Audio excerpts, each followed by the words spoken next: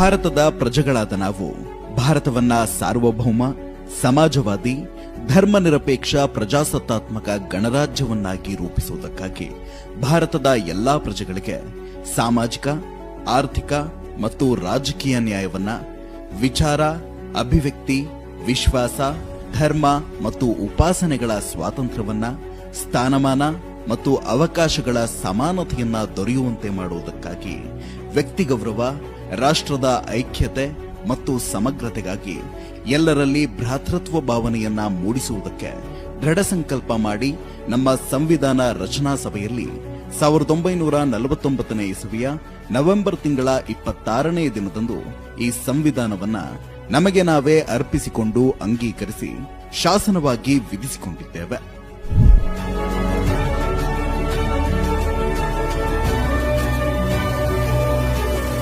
ಶಿಕ್ಷಣವಂತರಾಗಿ ಒಳ್ಳೆಯ ಒಂದು ನೌಕರಿ ಮಾಡುವ ನಿಟ್ಟಿನಲ್ಲಿ ನಾವೇನಾದ್ರೂ ಇವತ್ತು ನಮಗೆ ಆ ಹಾದಿಯಲ್ಲಿ ನಡೆಯುವಂತಹ ಮಾರ್ಗ ಏನಾದ್ರೂ ಇದೆ ಅಂತ ಹೇಳಿದ್ರೆ ಅದು ಸಂವಿಧಾನದಿಂದ ಮಾತ್ರ. ಈ ವೇದಿಕೆಯಲ್ಲಿ ಬಾಬಾ ಸಾಹೇಬ್ ಅಂಬೇಡ್ಕರ್ ಅವರ ಕೊಟ್ಟಂತ ಕೊಡುಗೆ ಏನಂದ್ರೆ ಈ ದೇಶಕ್ಕೆ ತಹಶೀಲ್ದಾರ್ ಅನ್ನ ಪದ ತಂದಿರೋರು ಬಾಬಾ ಸಾಹೇಬ್ ಅಂಬೇಡ್ಕರ್ ಅವರು. ಹವಾಲ್ದಾರ್, ಜಾಗೀರ್ದಾರ್ ಎಲ್ಲ ಹೆಸರುಗಳನ್ನು ಕೊಟ್ಟಂತವರು ಬಾಬಾ ಸಾಹೇಬರು. ಈ ವೇದಿಕೆಯಲ್ಲಿ ಏನಾದ್ರೂ ಇಲ್ಲಿ ತಾಲೂಕಾ ಹಿರಿಯ ಅಧಿಕಾರಿಗಳಾಗಲಿ, ಗಣ್ಯಮಾನ್ಯರಾಗಲಿ ಸುಸಂಸ್ಕೃತದಲ್ಲಿ ಕಾರ್ಯಕ್ರಮವನ್ನು ಅಚ್ಚುಕಟ್ಟಾಗಿ ನ್ಯಾಯಯುತವಾಗಿ ಈ ದೇಶದಲ್ಲಿ ನಾವೆಲ್ಲ ಬದುಕ್ತಾ ಇದ್ದೀವಿ ಅಂತ ಹೇಳಿದ್ರೆ ಬಾಬಾ ಸಾಹೇಬ್ ಅಂಬೇಡ್ಕರ್ ಅವರ ಸಂವಿಧಾನನೇ ಕಾರಣ. ನಾವುಗಳು ಅರ್ಥೈಸಿಕೊಳ್ಬೇಕು. ಈ ದೇಶದಲ್ಲಿ, ರಾಜ್ಯದಲ್ಲಿ, ಜಿಲ್ಲೆಯಲ್ಲಿ, ತಾಲೂಕಿನಲ್ಲಿ, ಹಳ್ಳಿಯಲ್ಲಿ ಏನಾದರೂ ನಮಗೆ ನ್ಯಾಯಸಮ್ಮತವಾಗಿ ನ್ಯಾಯ ಸಿಕ್ಕಿದೆ ಅಂತ ಹೇಳಿದ್ರೆ ಅದು ಸಂವಿಧಾನದ ಮೂಲಕ ಮಾತ್ರ ಅನ್ನೋ ಮಾತನ್ನು ಈ ಸಂದರ್ಭದಲ್ಲಿ ಹೇಳ್ತಾ ಇದ್ದೀನಿ. ಕೆಲವು ಮನುವಾದಿಗಳಿಗೆ ಸಂವಿಧಾನವನ್ನು ಕಿತ್ತೆಸೆಯುವಲ್ಲಿ ಸಂವಿಧಾನವನ್ನು ನಾವು ವಿರೋಧಿಗಳನ್ನು ಇವತ್ತಿನ ದಿನಮಾನಗಳಲ್ಲಿ ನಾವು ಎಚ್ಚೆತ್ತುಕೊಳ್ಬೇಕು ಅಂತ ಏನಂತ ಹೇಳಿದ್ರೆ, ಸಂವಿಧಾನವನ್ನು ಯಾರಾದ್ರೂ ಮುಟ್ಟಿದ್ರೆ ಅವರು ಸುಟ್ಟು ಹೋಗ್ತಾರೆ ಅಂತ ಈ ಸಂದರ್ಭದಲ್ಲಿ ಹೇಳ್ತಾ ಇದ್ದೀನಿ. ಬಾಬಾ ಸಾಹೇಬ್ ಅಂಬೇಡ್ಕರ್ ಅವರು ಹೇಳಿದ್ದಾರೆ, ನಾನು ಇಲ್ಲಿವರೆಗೆ ಸಂವಿಧಾನದ ರಥವನ್ನು ನಾನು ಎಳೆದುಕೊಂಡು ಬಂದಿದ್ದೇನೆ, ನೀವು ಯಾರು ಕೂಡ ಇದನ್ನು ಮುಂದುವರಿಯುವ ಪ್ರಯತ್ನ ಮಾಡಿ ಇದಕ್ಕೆ ಯಾರು ತೆಗೆದುಕೊಳ್ಳಿ ಅಂತ ಹೇಳಿದ್ದಾರೆ ಬಾಬಾ ಸಾಹೇಬ್ ಅಂಬೇಡ್ಕರ್ ಅವರು. ನಾವುಗಳು ಸಂವಿಧಾನದ ಬಗ್ಗೆ ತಿಳಿದುಕೊಳ್ಬೇಕಂತ ಹೇಳಿದ್ರೆ ಬಹಳ ಅಲ್ಪರು ನಾವು. ವಾಸ್ತವಿಕವಾಗಿ ನಮ್ಮ ಪೂಜ್ಯರು ಇನ್ನ ಅನೇಕ ಹಿರಿಯರು ಮಾತನಾಡಲಿದ್ದಾರೆ. ಸಂವಿಧಾನದ ನಾವುಗಳೆಲ್ಲರೂ ಸಂವಿಧಾನವನ್ನು ಗೌರವಿಸೋಣ, ರಾಷ್ಟ್ರ ಗೀತೆಯನ್ನು ಗೌರವಿಸೋಣ, ರಾಷ್ಟ್ರ ಧ್ವಜವನ್ನು ಗೌರವಿಸೋಣ, ಹಿರಿಯರನ್ನು ಗೌರವಿಸೋಣ, ಹಾಗೂ ಗುರುರನ್ನು ಗೌರವಿಸೋಣ, ಕಿರಿಯರನ್ನು ಗೌರವಿಸೋಣ ಅಂತ ಈ ಸಂದರ್ಭದಲ್ಲಿ ತಮ್ಮೆಲ್ಲರಿಗೂ ಜೈ ಭೀಮ್ ನಮನಗಳನ್ನು ತಿಳಿಸುತ್ತಾ ಮಾತನಾಡುವ ಅವಕಾಶ ಮಾಡಿಕೊಟ್ಟಂತ ಇನ್ನ ಬಹಳಷ್ಟು ವಿಷಯಗಳು ಮಾತನಾಡಬೇಕನ್ನ ಹಂಬಲ ಇತ್ತು. ತಮ್ಮೆಲ್ಲರ ಒಂದು ಗುರಿಯಾಗಿಟ್ಟುಕೊಂಡು ಪಾಪ ಬೆಳಿಗ್ಗೆಯಿಂದ ಜಾಥಾ ಮುಖಾಂತರ ಬಂದು ಕೂತಿದ್ದೀರಿ ಅನ್ನೋದು ನಮ್ಗೆ ಅಲ್ಲಿ ಹಿರಿಯರ ಮಧ್ಯೆ ಏನೋ ಜಾಸ್ತಿ ಮಾತಾಡಿದಂತ ಅನಿಸಿದ್ದು. ದಯಮಾಡಿ ವೇದಿಕೆ ಮೇಲೆ ಗಣ್ಯಮಾನ್ಯರು ಕ್ಷಮಿಸಬೇಕು. ಎಲ್ಲ ನನಗೆ ಈ ವೇದಿಕೆಯಲ್ಲಿ ಮಾತನಾಡುವ ಅವಕಾಶ ಮಾಡಿಕೊಟ್ಟಂತ ಎಲ್ಲ ತಾಲೂಕು ಹಿರಿಯ ಅಧಿಕಾರಿಗಳಿಗೂ, ಈ ವೇದಿಕೆಯ ಶೋಭೆ ತಂದುಕೊಂಡಂತ ಮುದ್ದು ಮಕ್ಕಳಿಗೂ ಜೈ ಭೀಮ್ ನಮನವನ್ನು ತಿಳಿಸುತ್ತಾ ನಾನು ಎರಡು ಮಾತುಗಳನ್ನು ಮುಗಿಸುತ್ತೇನೆ. ಜೈ ಭೀಮ್, ಜೈ ಕರ್ನಾಟಕ ಮಾತೆ. ಕಾರ್ಯಕ್ರಮದ ಕುರಿತು ಮಾತನಾಡಿರ್ತಕ್ಕಂತಹ ಶ್ರೀ ಸೋಮಣ್ಣ ಹೈದಾಪುರ ಅವರು, ತಾಲೂಕು ಸಂಚಾಲಕರು, ಅವರಿಗೆ ಧನ್ಯವಾದಗಳು. ಅದೇ ರೀತಿಯಾಗಿ ಈ ಕಾರ್ಯಕ್ರಮದಲ್ಲಿ ಭಾಗವಹಿಸಿದಂತಹ ನಮ್ಮೆಲ್ಲರ ಹಿರಿಯರು, ಮಾರ್ಗದರ್ಶಕರು Shri H D Pujar sir ಅವರು, ನಿವೃತ್ತ ಮುಖ್ಯೋಪಾಧ್ಯಾಯರು ಕೂಡ ಒಂದು 2 ನಿಮಿಷ ಮಾತಾಡತಕ್ಕಂಥ ಮುಖ್ಯೋಪಾಧ್ಯಾಯ. ಈ ದೇಶದ ಮಹಾನ್ ಕ್ರಾಂತಿಕಾರ, ಭಾರತ ರತ್ನ, ಸಂವಿಧಾನ ಶಿಲ್ಪಿ ಡಾಕ್ಟರ್ ಬಾಬಾ ಸಾಹೇಬ್ ಅಂಬೇಡ್ಕರ್ ಅವರನ್ನ ಈ ಶುಭ ಸಮಾರಂಭದಲ್ಲಿ ಹೃದಯ ಮಂದಿರದಲ್ಲಿ ಸ್ಮರಿಸಿಕೊಳ್ಳುತ್ತಾ ಈ ಒಂದು ಕಾರ್ಯಕ್ರಮವನ್ನು ಆಯೋಜನೆ ಮಾಡಿರ್ತಕ್ಕಂಥ ಎಲ್ಲ ತಾಲೂಕಾ ಆಡಳಿತದ ಎಲ್ಲ ಅಧಿಕಾರಿಗಳನ್ನ ಮತ್ತು ಅನೇಕ ಪ್ರಗತಿಪರ ವಿಚಾರಧಾರೆಗಳ ಅಡಿಯಲ್ಲಿ ಸಂಘಟನೆ ಮಾಡಿರ್ತಕ್ಕಂಥ ಎಲ್ಲ ಮುಖಂಡರನ್ನ, ಎಲ್ಲ ಅಧಿಕಾರಿ ವರ್ಗವನ್ನ, ಈ ಕಾರ್ಯಕ್ರಮದಲ್ಲಿ ಪಾಲ್ಗೊಂಡಿರ್ತಕ್ಕಂಥ ಯಾವತ್ತು ಶಾಲಾ ಕಾಲೇಜು ವಿದ್ಯಾರ್ಥಿಗಳನ್ನ ಈ ಸಂದರ್ಭದಲ್ಲಿ ನಾನು ಅವರಿಗೆ ಹೃದಯಪೂರ್ವಕವಾಗಿ ನಮನಗಳನ್ನು ಸಲ್ಲಿಸುವುದರ ಮೂಲಕ ಇವತ್ತು ಈ ಭಾರತ ಸಂವಿಧಾನದ ಕರಡು ಪ್ರತಿಯನ್ನ ಡಾಕ್ಟರ್ ಬಾಬಾ ಸಾಹೇಬ್ ಅಂಬೇಡ್ಕರ್ ಅವರು ಅರ್ಪಿಸಿದಂತಹ ಒಂದು ಸುದಿನ. ಹಾಗಾದರೆ ಈ ಸಂವಿಧಾನ ಬರೋದಕ್ಕಿಂತ ಪೂರ್ವದಲ್ಲಿ ನಮ್ಮ ದೇಶದ ಆಡಳಿತದ ವೈಖರಿ ಯಾವ ರೀತಿ ಇತ್ತು ಅಂತ ಹೇಳಿ ನಾವು ಹಿಂದಿನ ಪುಟಗಳನ್ನು ಸ್ವಲ್ಪ ತಿರುವಿ ಹಾಕಿದಾಗ ತಮಗೆ ಗೊತ್ತಾಗುತ್ತೆ. ಹಿಂದೆ ಈ ನಮ್ಮ ಭಾರತ ದೇಶವನ್ನ ಅನೇಕ ರಾಜ ಮಹಾರಾಜರು ಆಳ್ತಾ ಇದ್ರು. ಅದರಲ್ಲಿ ಅತಿ ವಿಜೃಂಭಣೆಯಿಂದ ಪ್ರಾಮಾಣಿಕವಾಗಿ ರಾಜ್ಯಾಡಳಿತವನ್ನ ಮಾಡತಕ್ಕಂಥ ರಾಜರ ಇತಿಹಾಸವನ್ನು ನಾವು ಓದಿದ್ದೇವೆ. ಇನ್ನು ಕೆಲವರು ರಾಜರಾಗಿದ್ರು ಕೂಡ ದುರ್ಬಲರು, ಆಡಳಿತದ ವೈಖರಿ ಸರಿ ಇರಲಿಲ್ಲ. ಹೀಗಾಗಿ ಪ್ರಜೆಗಳ ದಂಗೆ ಇರತಕ್ಕಂಥ ಒಂದು ಚರಿತ್ರೆಯನ್ನು ನಾವು ಓದಿದ್ದೇವೆ. ಭಾರತ ದೇಶಕ್ಕೆ ಕೇವಲ ವ್ಯಾಪಾರಕ್ಕಾಗಿ ಬಂದಿರತಕ್ಕಂಥ ಬ್ರಿಟಿಷರು ನಮ್ಮ ದೇಶವನ್ನೆಲ್ಲ ಸುತ್ತಾಡಿದರು. ವ್ಯಾಪಾರ ಮಾಡುವಂತ ನೆಪದಲ್ಲಿ ಈಸ್ಟ್ ಇಂಡಿಯಾ ಕಂಪನಿಯನ್ನ ಸ್ಥಾಪಿಸಿಕೊಂಡು ಈ ದೇಶವನ್ನೆಲ್ಲ ಸುತ್ತಾಡಿದಾಗ ಈ ದೇಶದಲ್ಲಿ ಐಕ್ಯತೆ ಇಲ್ಲ. ಈ ದೇಶದ ಜನರು ನಾವೆಲ್ಲರೂ ಸಹೋದರರು, ನಾವೆಲ್ಲರೂ ಅಣ್ಣ ತಮ್ಮಂದಿರು, ಅಕ್ಕ ತಂಗಿಯರನ್ನ ಭಾವನೆ ಈ ದೇಶದ ಜನರಲ್ಲಿಲ್ಲ. ಅದಕ್ಕೆ ಮೂಲ ಕಾರಣ ಏನು ಅಂತ ಹೇಳಿದ್ರೆ ಈ ದೇಶದಲ್ಲಿ ಬೇರೂರಿರ್ತಕ್ಕಂಥ ಜಾತೀಯತೆ. ಜಾತಿ ಈ ದೇಶದ ಐಕ್ಯತೆಯನ್ನ ಛಿದ್ರ ಮಾಡಿದೆ. ನಾವೆಲ್ಲರೂ ಭಾರತೀಯರು ಅನ್ನುವಂಥ ಮಾತು ಕೇವಲ ಕನಸು. ಹಾಗಾಗಿ ನಾವು ಈ ದೇಶದಲ್ಲಿ ರಾಜ್ಯವನ್ನ ಕಟ್ಟಬೇಕು, ಈ ದೇಶದ ಸರ್ವ ಸಂಪತ್ತನ್ನ ದೂಚಿಕೊಂಡು ಹೋಗ್ಬೇಕು ಅಂತ ಹೇಳಿ ಅವರು ನಮ್ಮ ರಾಜ್ಯರನ್ನ ಇದೇ ಜಾತಿಯ ವೈಷಮ್ಯದಿಂದ ಸೋಲಿಸಲಿಕ್ಕೆ ಪ್ರಾರಂಭ ಮಾಡಿದರು. ಮುಸ್ಲಿಂ ಅರಸರ ಮೇಲೆ ಬ್ರಿಟಿಷರು ದಂಡೆತ್ತಿ ಹೋದಾಗ ಈ ಹಿಂದೂಗಳು ಯಾರು ಸಹಾಯ ಮಾಡಲಿಲ್ಲ. ಈ ಹಿಂದೂಗಳ ಅರಸರ ಮೇಲೆ ದಂಡೆತ್ತಿ ಹೋದಾಗ ಮರಾಠರು ಯಾರು ಸಹಾಯ ಮಾಡಲಿಲ್ಲ. ಹೀಗೆ ನಮ್ಮಲ್ಲಿ ಒಡಕನ್ನ ಉಂಟು ಮಾಡಿ ದೇಶದ ಸಂಪತ್ತನ್ನ ಸುಮಾರು 200 ವರ್ಷಗಳವರೆಗೆ ದೂಚಿಕೊಂಡು ಹೋಗಿ ನಮ್ಮ ಬಡ ರಾಷ್ಟ್ರವನ್ನಾಗಿ, ಬಡ ದೇಶವನ್ನಾಗಿ ಮಾಡಿದವರು ಇಂಗ್ಲಿಷರು. ಇದನ್ನು ಮನಗಂಡು ಅನೇಕ ತಾವೆಲ್ಲ ಚರಿತ್ರೆಯಲ್ಲಿ ಓದಿರಿ.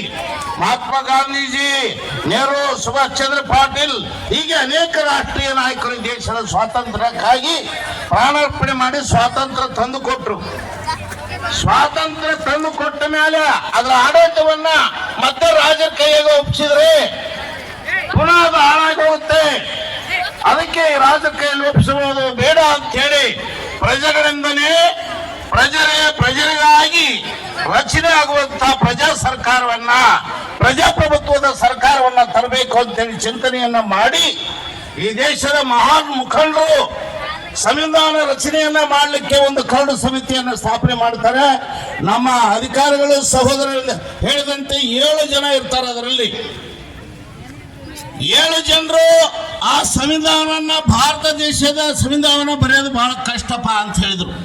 ಯಾಕಂದ್ರೆ ಹೇಳಿದ್ವಲ್ಲ, ಅಮೆರಿಕದಲ್ಲಿ ಹೋದ್ರೆ ಕೇವಲ 2-3 ಜಾತಿ, ಇಂಗ್ಲೆಂಡ್ ನಲ್ಲಿ ಹೋದ್ರೆ 2-3 ಜಾತಿ, ಇಡೀ ವಿಶ್ವದ ಎಲ್ಲಾ ದೇಶಗಳಲ್ಲಿ 2 ರಿಂದ 3 ಜಾತಿ. ಇಲ್ಲಿ ನಮ್ಮ ದೇಶದಲ್ಲಿ ಎಷ್ಟಪ್ಪ ಜಾತಿ ಅಂತ ಹೇಳಿದ್ರೆ ಸುಮಾರು 6,000ಕ್ಕಿಂತ ಹೆಚ್ಚು ಜಾತಿಗಳದಾವ.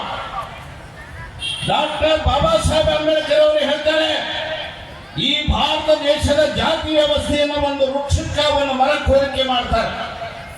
ನಾವು ಹೇಳ್ತೀವಿ ನಾವೆಲ್ಲರೂ ಹಿಂದೂಗಳು, ಹಾಗಾದ್ರೆ ಹಿಂದೂ ಧರ್ಮ ಅಂತಕ್ಕಂಥದ್ದನ್ನ ಒಂದು ವೃಕ್ಷಕ್ಕೆ ಹೋಲಿಸಿದ್ರೆ ಅದು ಕವರಳಿತ ಮೇಲೆ ಹೋಗುತ್ತೆ. ಮೇಲೆ ಹೊಡೆದಾಗ ಅಲ್ಲೆಲ್ಲ ಧರ್ಮಗಳು ಹುಟ್ಟುಕೊಳ್ತಾವು, ಜಾತಿಗಳು ಹುಟ್ಟುಕೊಳ್ತಾವು. ನಾವು ರೂಢಿಯಲ್ಲಿ ಹೇಳ್ತೀವಿ ನಾವೆಲ್ಲರೂ ಭಾರತ ಮಾತುಗಳು ಹಿಂದೂ ಅಂತ ಹೇಳಿ. ಮೇಲೆ ಹೋದಾಗ ಬ್ರಾಹ್ಮಣ ಜಾತಿ, ಕ್ಷತ್ರಿಯ, ವೈಶ್ಯ, ಶೂದ್ರ ಮತ್ತದರೊಳಗೆ 1000 ಜಾತಿಗಳು, ಹೀಗೆ 6,000 ಜಾತಿಗಳಾಗಿ ಕವರಳಿತಾವೆ. ಅದರ ಪುಟ್ಟ ತುದಿಯಲ್ಲಿ ಬ್ರಾಹ್ಮಣ ಜಾತಿ ಇದೆ, ಅದರ ಕೆಳಗಡೆ ಕ್ಷತ್ರಿಯ ಜಾತಿ ಇದೆ, ಅದ್ರ ಕೆಳಗಡೆ ವೈಶ್ಯ ಜಾತಿ ಇದೆ, ಅದ್ರ ಕೆಳಗಡೆ ಶೂದ್ರ ಜಾತಿ ಇದೆ ಅಂತ ಹೇಳಿ ಈ ದೇಶದೊಳಗೆ ಚಾತುರ್ವರ್ಣದ ವ್ಯವಸ್ಥೆಯನ್ನ ಮಾಡಿದ್ದಾರೆ. ಹೀಗಾಗಿ ಶೂದ್ರ ಜಾತಿಯಲ್ಲಿ 1000, ಕ್ಷತ್ರಿಯ ಜಾತಿಯಲ್ಲಿ 1000, ಹೀಗೆ ಜಾತಿಗಳು ರಂಬೆಗಳಾಗಿ ಕವಲೊಡೆದ್ಬಿಟ್ಟಾವ. ಹೀಗಾಗಿ ಅವುಗಳೆಲ್ಲ ಐಕ್ಯತೆನೇ ಇಲ್ಲ. ಉದಾಹರಣೆ ಹೇಳ್ಬೇಕಂದ್ರೆ ಲಿಂಗಾಯತ ತಗೊಳ್ರಿ, ಲಿಂಗಾಯತರೊಳಗೆ 1000 ಜಾತಿಗಳು ನಾವು. ಬಂಜಿಗ ಜಾತಿ, ಒಕ್ಕಲಿಗ ಜಾತಿ, ಪಂಚಮಸಾಲಿ ಜಾತಿ, ಆಗ ಶಿವಿಕಿಂತ ಹೋಗ್ಬಿಟ್ರ. ಕುರುಬ ಜಾತಿ ತಗೊಳ್ರಿ, ಕಾಡು ಕುರುಬ, ಜೇನು ಕುರುಬ, ಆ ಕುರುಬ, ಈ ಕುರುಬ ಅಂತ ಹೇಳಿ. ದಲಿತರು ತಗೊಳ್ರಿ, 101 ಮಾಡ್ಯಾರ ದಲಿತರು. ಹೀಗಿದ್ದಾಗ ಐಕ್ಯತೆ ಎಲ್ಲಿ ಬರ್ತಾರೆ? ಅದೇ ಭಾರತೀಯ ನಾವೆಲ್ಲರೂ. ಅದಕ್ಕೆ ಅಂಬೇಡ್ಕರ್ ಅವರು ಇವೆಲ್ಲವುಗಳನ್ನು ನೋಡಿದ್ರು. ಯಾರೋ ಒಬ್ರು ಸೂಚನೆ ಮಾಡಿದ್ರು, ಕೇರಳದಾಗ ಒಬ್ಬರು ದೊಡ್ಡ ಪಂಡಿತರು ಅದಾರ, ಅವ್ರ ಕಡೆಯಿಂದ ಬರ್ಸ್ಬೇಕು ಸಂವಿಧಾನ ಅಂತ ಹೇಳಿ. ಆ ಪುಣ್ಯಾತ್ಮ ಹೇಳಿದ, ಭಾರತದ ಸಂವಿಧಾನವನ್ನು ಬರೆಯುವಂತ ಶಕ್ತಿ ಯಾರಿಗೈತಪ್ಪ ಅಂದ್ರೆ ಅವ್ರು ಏಕೈಕ ವ್ಯಕ್ತಿ ಯಾರಪ್ಪ ಅಂದ್ರೆ ಡಾಕ್ಟರ್ ಬಾಬಾ ಸಾಹೇಬ್ ಅಂಬೇಡ್ಕರ್ ಅಂತ ಹೇಳಿದ್ರು. ಯಾಕೆ ಹೇಳಿದ್ರು ಡಾಕ್ಟರ್ ಬಾಬಾ ಸಾಹೇಬ್ ಅಂಬೇಡ್ಕರ್ ಅಂದ್ರೆ, ಡಾಕ್ಟರ್ ಬಾಬಾ ಸಾಹೇಬ್ ಅಂಬೇಡ್ಕರ್ ಅವರು ವಿದ್ಯೆಯ ಮಹಾಸಾಗರ. ಈ ದೇಶದ ಆಧ್ಯಾತ್ಮಿಕ ವಿಷಯದ ಬಗ್ಗೆ, ಈ ದೇಶದಲ್ಲಿರ್ತಕ್ಕಂಥ ಜಾತಿ ವ್ಯವಸ್ಥೆ ಬಗ್ಗೆ ಎಲ್ಲವನ್ನ ಅಧ್ಯಯನ ಮಾಡಿದಿರ್ತಕ್ಕಂಥವ್ರು. ಅವ್ರು ಎಷ್ಟು ಜಾಣರಪ್ಪ ಅನ್ನೋದು ಒಂದು ಮಾತು ವಿದ್ಯಾರ್ಥಿಗಳಿಗೆ ಹೇಳ್ತೀನಿ. ಅಂಬೇಡ್ಕರ್ ಅವರು ಕೇವಲ ಭಾರತಕ್ಕಷ್ಟ ಅಲ್ಲ, ಭಾರತದಲ್ಲಿ ಅವರಷ್ಟು ಓದಿದವರು ಯಾರಿಲ್ಲ. ಹಾಗಾದ್ರೆ ಅಮೆರಿಕದಲ್ಲಿ ಅದರನ್ನು ಅಂದ್ರೆ ಅಮೆರಿಕದಲ್ಲಿ ಅವರಷ್ಟು ಓದಿದವರಿಲ್ಲ. ಹೀಗೆ ವಿಶ್ವದಲ್ಲಿ ಅವರಷ್ಟು ಓದಿದವರಿಲ್ಲ. ಅಂಥ ವಿದ್ಯೆ ಮಹಾಸಾಗರ ಅಂತಕ್ಕಂಥ ಅಂತ ಮಹಾನ್ ಶಕ್ತಿ ಹೊಂದಿರತಕ್ಕಂಥ ಡಾಕ್ಟರ್ ಬಾಬಾ ಸಾಹೇಬ್ ಅಂಬೇಡ್ಕರ್ ಮಾತ್ರ ಈ ಸಂವಿಧಾನವನ್ನು ರಚನೆ ಮಾಡಬಹುದು ಅಂತ ಹೇಳಿ ಅವ್ರಿಗೆ ವಹಿಸಿದ್ರು. ಅವರು ಈ ಒಂದು ದಿವಸ ಅವರು ಸಂವಿಧಾನವನ್ನ ನಮ್ಮ ದೇಶಕ್ಕೆ ಅರ್ಪಿಸಿದಂಥ ಒಂದು ಸುದಿನ. ಇನ್ನೊಂದು ತಾಯಂದರಿಗೆ ಒಂದೇ ಒಂದು ಮಾತು ಹೇಳ್ತೀನಿ, ಡಾಕ್ಟರ್ ಬಾಬಾ ಸಾಹೇಬ್ ಅಂಬೇಡ್ಕರ್ ಅವರು ಯಾರಾದರೂ ಈ ಭಾರತ ದೇಶದಲ್ಲಿ ಹುಡ್ತಾ ಇದ್ರೆ ಹೆಣ್ಣು ಮಕ್ಕಳೇನು ಕೂತಿರಲ್ಲ, ನಿಮಗೆ ಶಿಕ್ಷಣ ಕಲಿಯೋ ಹಕ್ಕಿರಲಿಲ್ಲ, ನಿಮಗೆ ಮತದಾನ ಮಾಡುವಂತ ಹಕ್ಕಿರಲಿಲ್ಲ. ಆದರೆ ಹೆಣ್ಣು ಮಕ್ಕಳು ಕೇವಲ ಮಕ್ಕಳನ್ನ ಹಡೆದುಕೊಡುವ ಯಂತ್ರಗಳಾಗಿದ್ದರು. ಅಡಿಗೆ ಮನೆ ಬಿಟ್ಟು ಹೊರಗಡೆ ಬರುವಂತಹ ಒಂದು ಹಕ್ಕೇ ಇರಲಿಲ್ಲ. ಈ ಹಕ್ಕುಗಳನ್ನು ಕೊಟ್ಟವ ಡಾಕ್ಟರ್ ಬಾಬಾ ಸಾಹೇಬ್ ಅಂಬೇಡ್ಕರ್ ಅಂತಕ್ಕಂಥದ್ದನ್ನು ತಾವು ಮನಗಾಣಬೇಕು ಅಂತ ಹೇಳಿ ಹೇಳ್ತಾ, ಎಲ್ಲ ವಿದ್ಯಾರ್ಥಿಗಳು ಈ ಸಂವಿಧಾನ ಪೀಠಿಕೆಯನ್ನು ಅರ್ಥ ಮಾಡಬೇಕು. ಸಂವಿಧಾನ ನಿಂತಿರೋದು ಸ್ವಾತಂತ್ರ್ಯ, ಸಮಾನತೆ, ಭ್ರಾತೃತ್ವ, ಇವು 3 ಸಂವಿಧಾನದ ಆಧಾರ ಕಂಬಗಳು. ಇಲ್ಲಿ ಸ್ವಾತಂತ್ರ್ಯ ಎಲ್ಲರಿಗೂ ಇರಬೇಕು. ಆದ್ರೆ ನಮ್ಮ ದೇಶದ ಮಣ್ಣಿಗೆ ಅಷ್ಟ ಸ್ವಾತಂತ್ರ್ಯ ಸಿಕ್ಕಿದೆ ವಿನ ಈ ದೇಶದಲ್ಲಿ ವಾಸಿಸತಕ್ಕಂಥ ಬಹುಜನರು ಇನ್ನೂ ಪರತಂತ್ರದ ಛಾಯೆಯಲ್ಲಿದ್ದಾರೆ ಅಂತ ಹೇಳಿದ್ರೆ ಅಂಬೇಡ್ಕರ್. ಇನ್ನು ಸಮಾನತೆ ನೋಡ್ರಿ, ಇನ್ನೂ ಮೇಲೆ ಕೀಳು, ಅವ ಆ ಜಾತವ, ಇವ ಈ ಜಾತವ ಮುಟ್ಸಬಾರ್ದು, ಇವೆಲ್ಲ ಭಾವನೆಗಳಿದಾವ. ಸಮಾನತೆ ಇಲ್ಲ. ಇನ್ನು ಭ್ರಾತೃತ್ವ ಅಂದ್ರೆ ಅಣ್ಣ ತಮ್ಮಂದಿರು ಅನ್ನುವಂಥ ಭಾವನೆ. ಹಾಗಾದ್ರೆ ಅಪ್ಪಿವಂತಾರೆ ನಮ್ಮನ್ನ ಅಣ್ಣ ತಮ್ಮಂದಿರು ಅಂತ ಹೇಳಿ ಅಲ್ಲಿನೂ ಕೂಡ ಆ ಭಾವನೆಗೆ ಅರ್ಥ ಇಲ್ಲ. ಹೀಗಾಗಿ ಎಲ್ಲಿವರೆಗೆ ನಾವು ಈ ಸ್ವಾತಂತ್ರ್ಯ, ಸಮಾನತೆ, ಭ್ರಾತೃತ್ವದ ಕಡೆ ಲಕ್ಷ್ಯ ಕೊಟ್ಟು ನಾವೆಲ್ಲರೂ ಭಾರತ ಮಾತೆಯ ಮಕ್ಕಳು ಅನ್ನೋ ಭಾವನೆ ಎಲ್ಲಿವರೆಗೆ ಬರುವುದಿಲ್ಲ ಅಲ್ಲಿವರೆಗೆ ಶಾಂತಿ ಲಭಿಸೋದಿಲ್ಲ ಅಂತೇಳಿ ಅಂಬೇಡ್ಕರ್ ಅವರು ಕೊನೆಯ ಎಚ್ಚರಿಕೆಯನ್ನ ಕೊಟ್ಟರು. ಹೀಗಾಗಿ ಎಲ್ಲಾ ವಿದ್ಯಾರ್ಥಿಗಳು ಸಂವಿಧಾನ ಪೀಠಿಕೆಯನ್ನು ಅರ್ಥ ಮಾಡ್ಕೋಬೇಕು, ಅಂಬೇಡ್ಕರ್ ಚರಿತ್ರೆಗಳನ್ನು ಓದಬೇಕು ಅಂತ ಹೇಳ್ತಾ ಅವಕಾಶ ಕೊಟ್ಟದಕ್ಕಾಗಿ ಧನ್ಯವಾದಗಳನ್ನು ಅರ್ಪಿಸ್ತೀನಿ. ಜೈ ಹಿಂದ್. ಉತ್ತಮವಾಗಿರ್ತಕ್ಕಂಥ ಶ್ರೀ ಲಕ್ಷ್ಮೀ ಪೂಜಾ ಸರ್ ಅವರಿಗೆ ಧನ್ಯವಾದಗಳು. ಈಗ ಉಪನ್ಯಾಸಕರಿಂದ ಭಾಷಣ ಶ್ರೀ ಸತೀಶ್ ಪಾಟೀಲ್ ಸರ್ ಅವರು ನಿವೃತ್ತ ಉಪನ್ಯಾಸಕರು ಈ ಒಂದು ಕಾರ್ಯಕ್ರಮ ಕುರಿತು ಉಪನ್ಯಾಸವನ್ನು ನೀಡಬೇಕೆಂದು ತಮ್ಮಲ್ಲಿ ಸರ್ ಬಗ್ಗೆ ನಿಜವಾಗ್ಲೂ ಒಂದು ಮಾತು ಹೇಳಬೇಕು. ಈ ಭಾಗದ ಅತ್ಯಂತ ಹಿರಿಯ ಕಲಾವಿದರು ಹೌದು, ಉಪನ್ಯಾಸಕರು ಹೌದು, ಜೊತೆಗೆ ನಮ್ಮೆಲ್ಲರ ಮಾರ್ಗದರ್ಶಕರು. ಅವ್ರ ಮಾತುಗಳನ್ನು ಕೇಳಬೇಕಾಗಿದೆ ನಿಜವಾಗ್ಲೂ. ಅದೇ ಉದ್ದೇಶ ಇಟ್ಕೊಂಡು ಅವರ ಒಂದು ಉಪನ್ಯಾಸ ಇಟ್ಕೊಂಡಿದ್ದು. ನಾವೆಲ್ಲರೂ ಆ ಮಾತುಗಳನ್ನು ಆಲಿಸ್ರಿ, ಆ ಸಂವಿಧಾನದ ಅಡಿಯಲ್ಲಿ ಕೊಟ್ಟಿರ್ತಕ್ಕಂಥ ವಿಷಯಗಳನ್ನು ನಾವೆಲ್ಲ ಪಾಲಿಸೋಣ ಅಂತ ಹೇಳ್ತಾ ಪ್ಲೀಸ್ ಸರ್.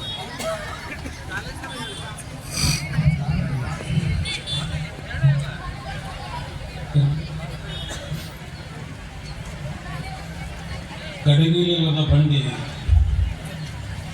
ಒಳಗೆಡುವುದೇ ಮಾಂಬುದೇ ಗಡಿಗಿಲು ಬಂಡಿಗಾರ ಕಡುದಿರ್ಪವಿರಿದ ಒಡಲೆಂಬ ಬಂಡಿಗೆ ದೃಢಶರಣರ ನುಡಿಗಡುವೆ ಕಾಣ ರಾಮನಾಥ. ಪ್ರಥಮದಲ್ಲಿ ಬಸವಾದಿ ಪ್ರಮುಖರನ್ನ, ನಾಡಿನ ಚಿಂತಕರನ್ನ, ಪ್ರಗತಿಪರ ವಿಚಾರವಂತರನ್ನ, ಸೂಫಿಗಳನ್ನ ನನ್ನ ಹೃದಯ ಮಂದಿರದಲ್ಲಿ ಸ್ಮರಿಸಿಕೊಳ್ತಾ, ವೇದಿಕೆ ಮೇಲಿರ್ತಕ್ಕಂಥ ಎಲ್ಲ ಗಣ್ಯಮಾನ್ಯರೇ, ವೇದಿಕೆಯ ಮುಂದುಗಡೆಗೆ ಆಸೀನರಾಗಿರ್ತಕ್ಕಂಥ ಸಭಿಕರೇ, ಅವರ ಹಿಂದೆ ಆಸೀನರಾಗಿರ್ತಕ್ಕಂಥ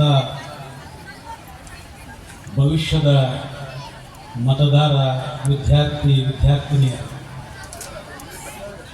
ನೀವೆಲ್ಲ ಸ್ಕೂಲಿಗೆ ಹೋಗ್ತಾ ಇರ್ತೀರಿ, ಹೈಯರ್ ಎಜುಕೇಷನ್ ಮಾಡ್ತಾ ಇರ್ತೀರಿ. ಹೈಯರ್ ಎಜುಕೇಷನ್ ಮಾಡೋರಿಗೆ ಪೊಲಿಟಿಕಲ್ ಸೈನ್ಸು ಮತ್ತು ಸಂವಿಧಾನ ಎರಡೂ ಸ್ಪರ್ಧಾತ್ಮಕ ಪರೀಕ್ಷೆಗೆ ಬಹಳ ಮುಖ್ಯ. ಬಹಳ ಮಂದಿಗೆ ಸಂವಿಧಾನ ಅಂದರೆ ಒಂದು ಪುಸ್ತಕ ಅಂತ ಹೇಳಿ ತಿಳ್ತಾರೆ. ಸಂವಿಧಾನ ಅಂದರೆ ಒಂದು ಬುಕ್. ಆ ಬುಕ್ ಹಿಡ್ಕೊಂಡು ಅಡ್ಡಾಡ್ಬಿಟ್ರೆ ಸಂವಿಧಾನ ಅರ್ಥೈಸ್ಕೊಂಡಿದ್ದೀವಿ ಅಂತ ಅರ್ಥ. ಅದು ಬಹಳ ತಪ್ಪು.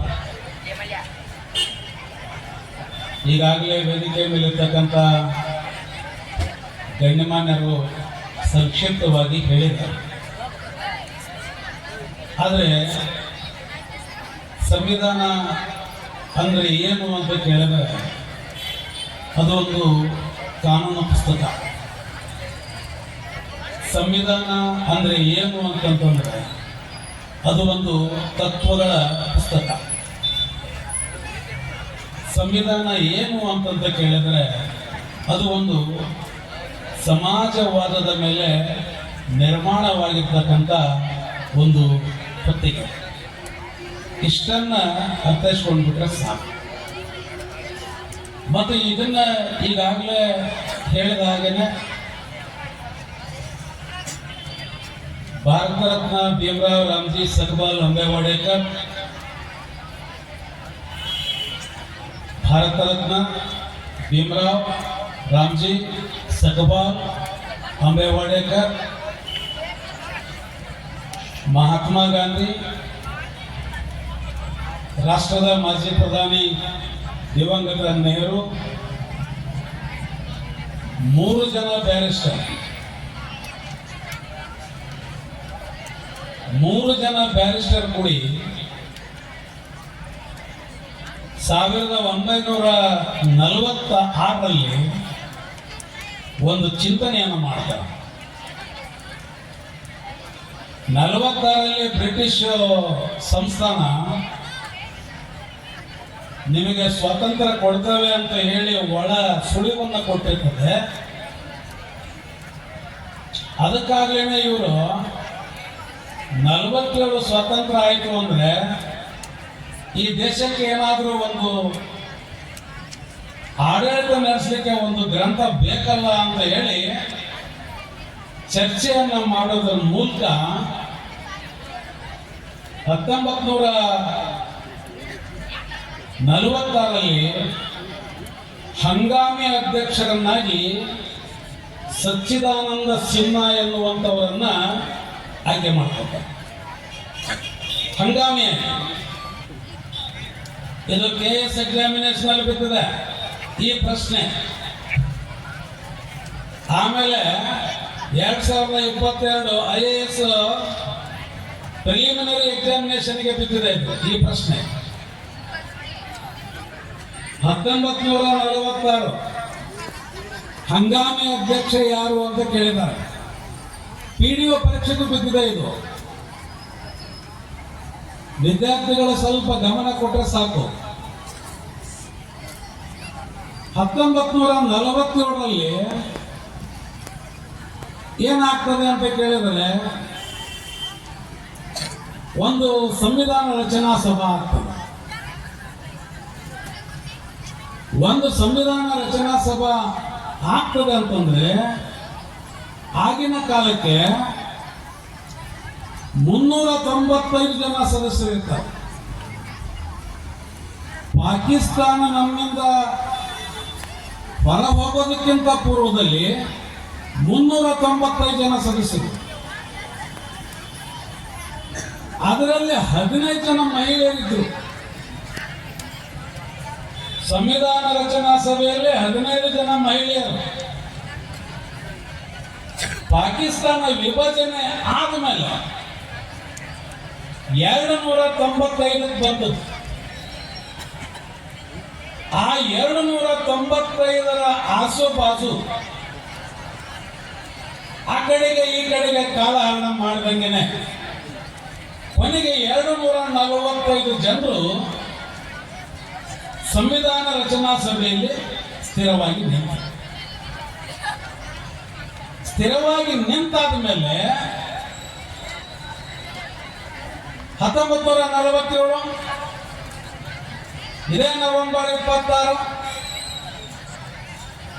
1949 ಇದೇ ನವೆಂಬರ್ 26, 46 ಸೇರಿಸ್ಕೊಂಡ್ರೆ 3 ವರ್ಷಗಳ ಅವಧಿ ಸಂವಿಧಾನ ರಚನೆ ತೆಗೆದುಕೊಂಡಂತ ಕಾಲಾವಧಿ.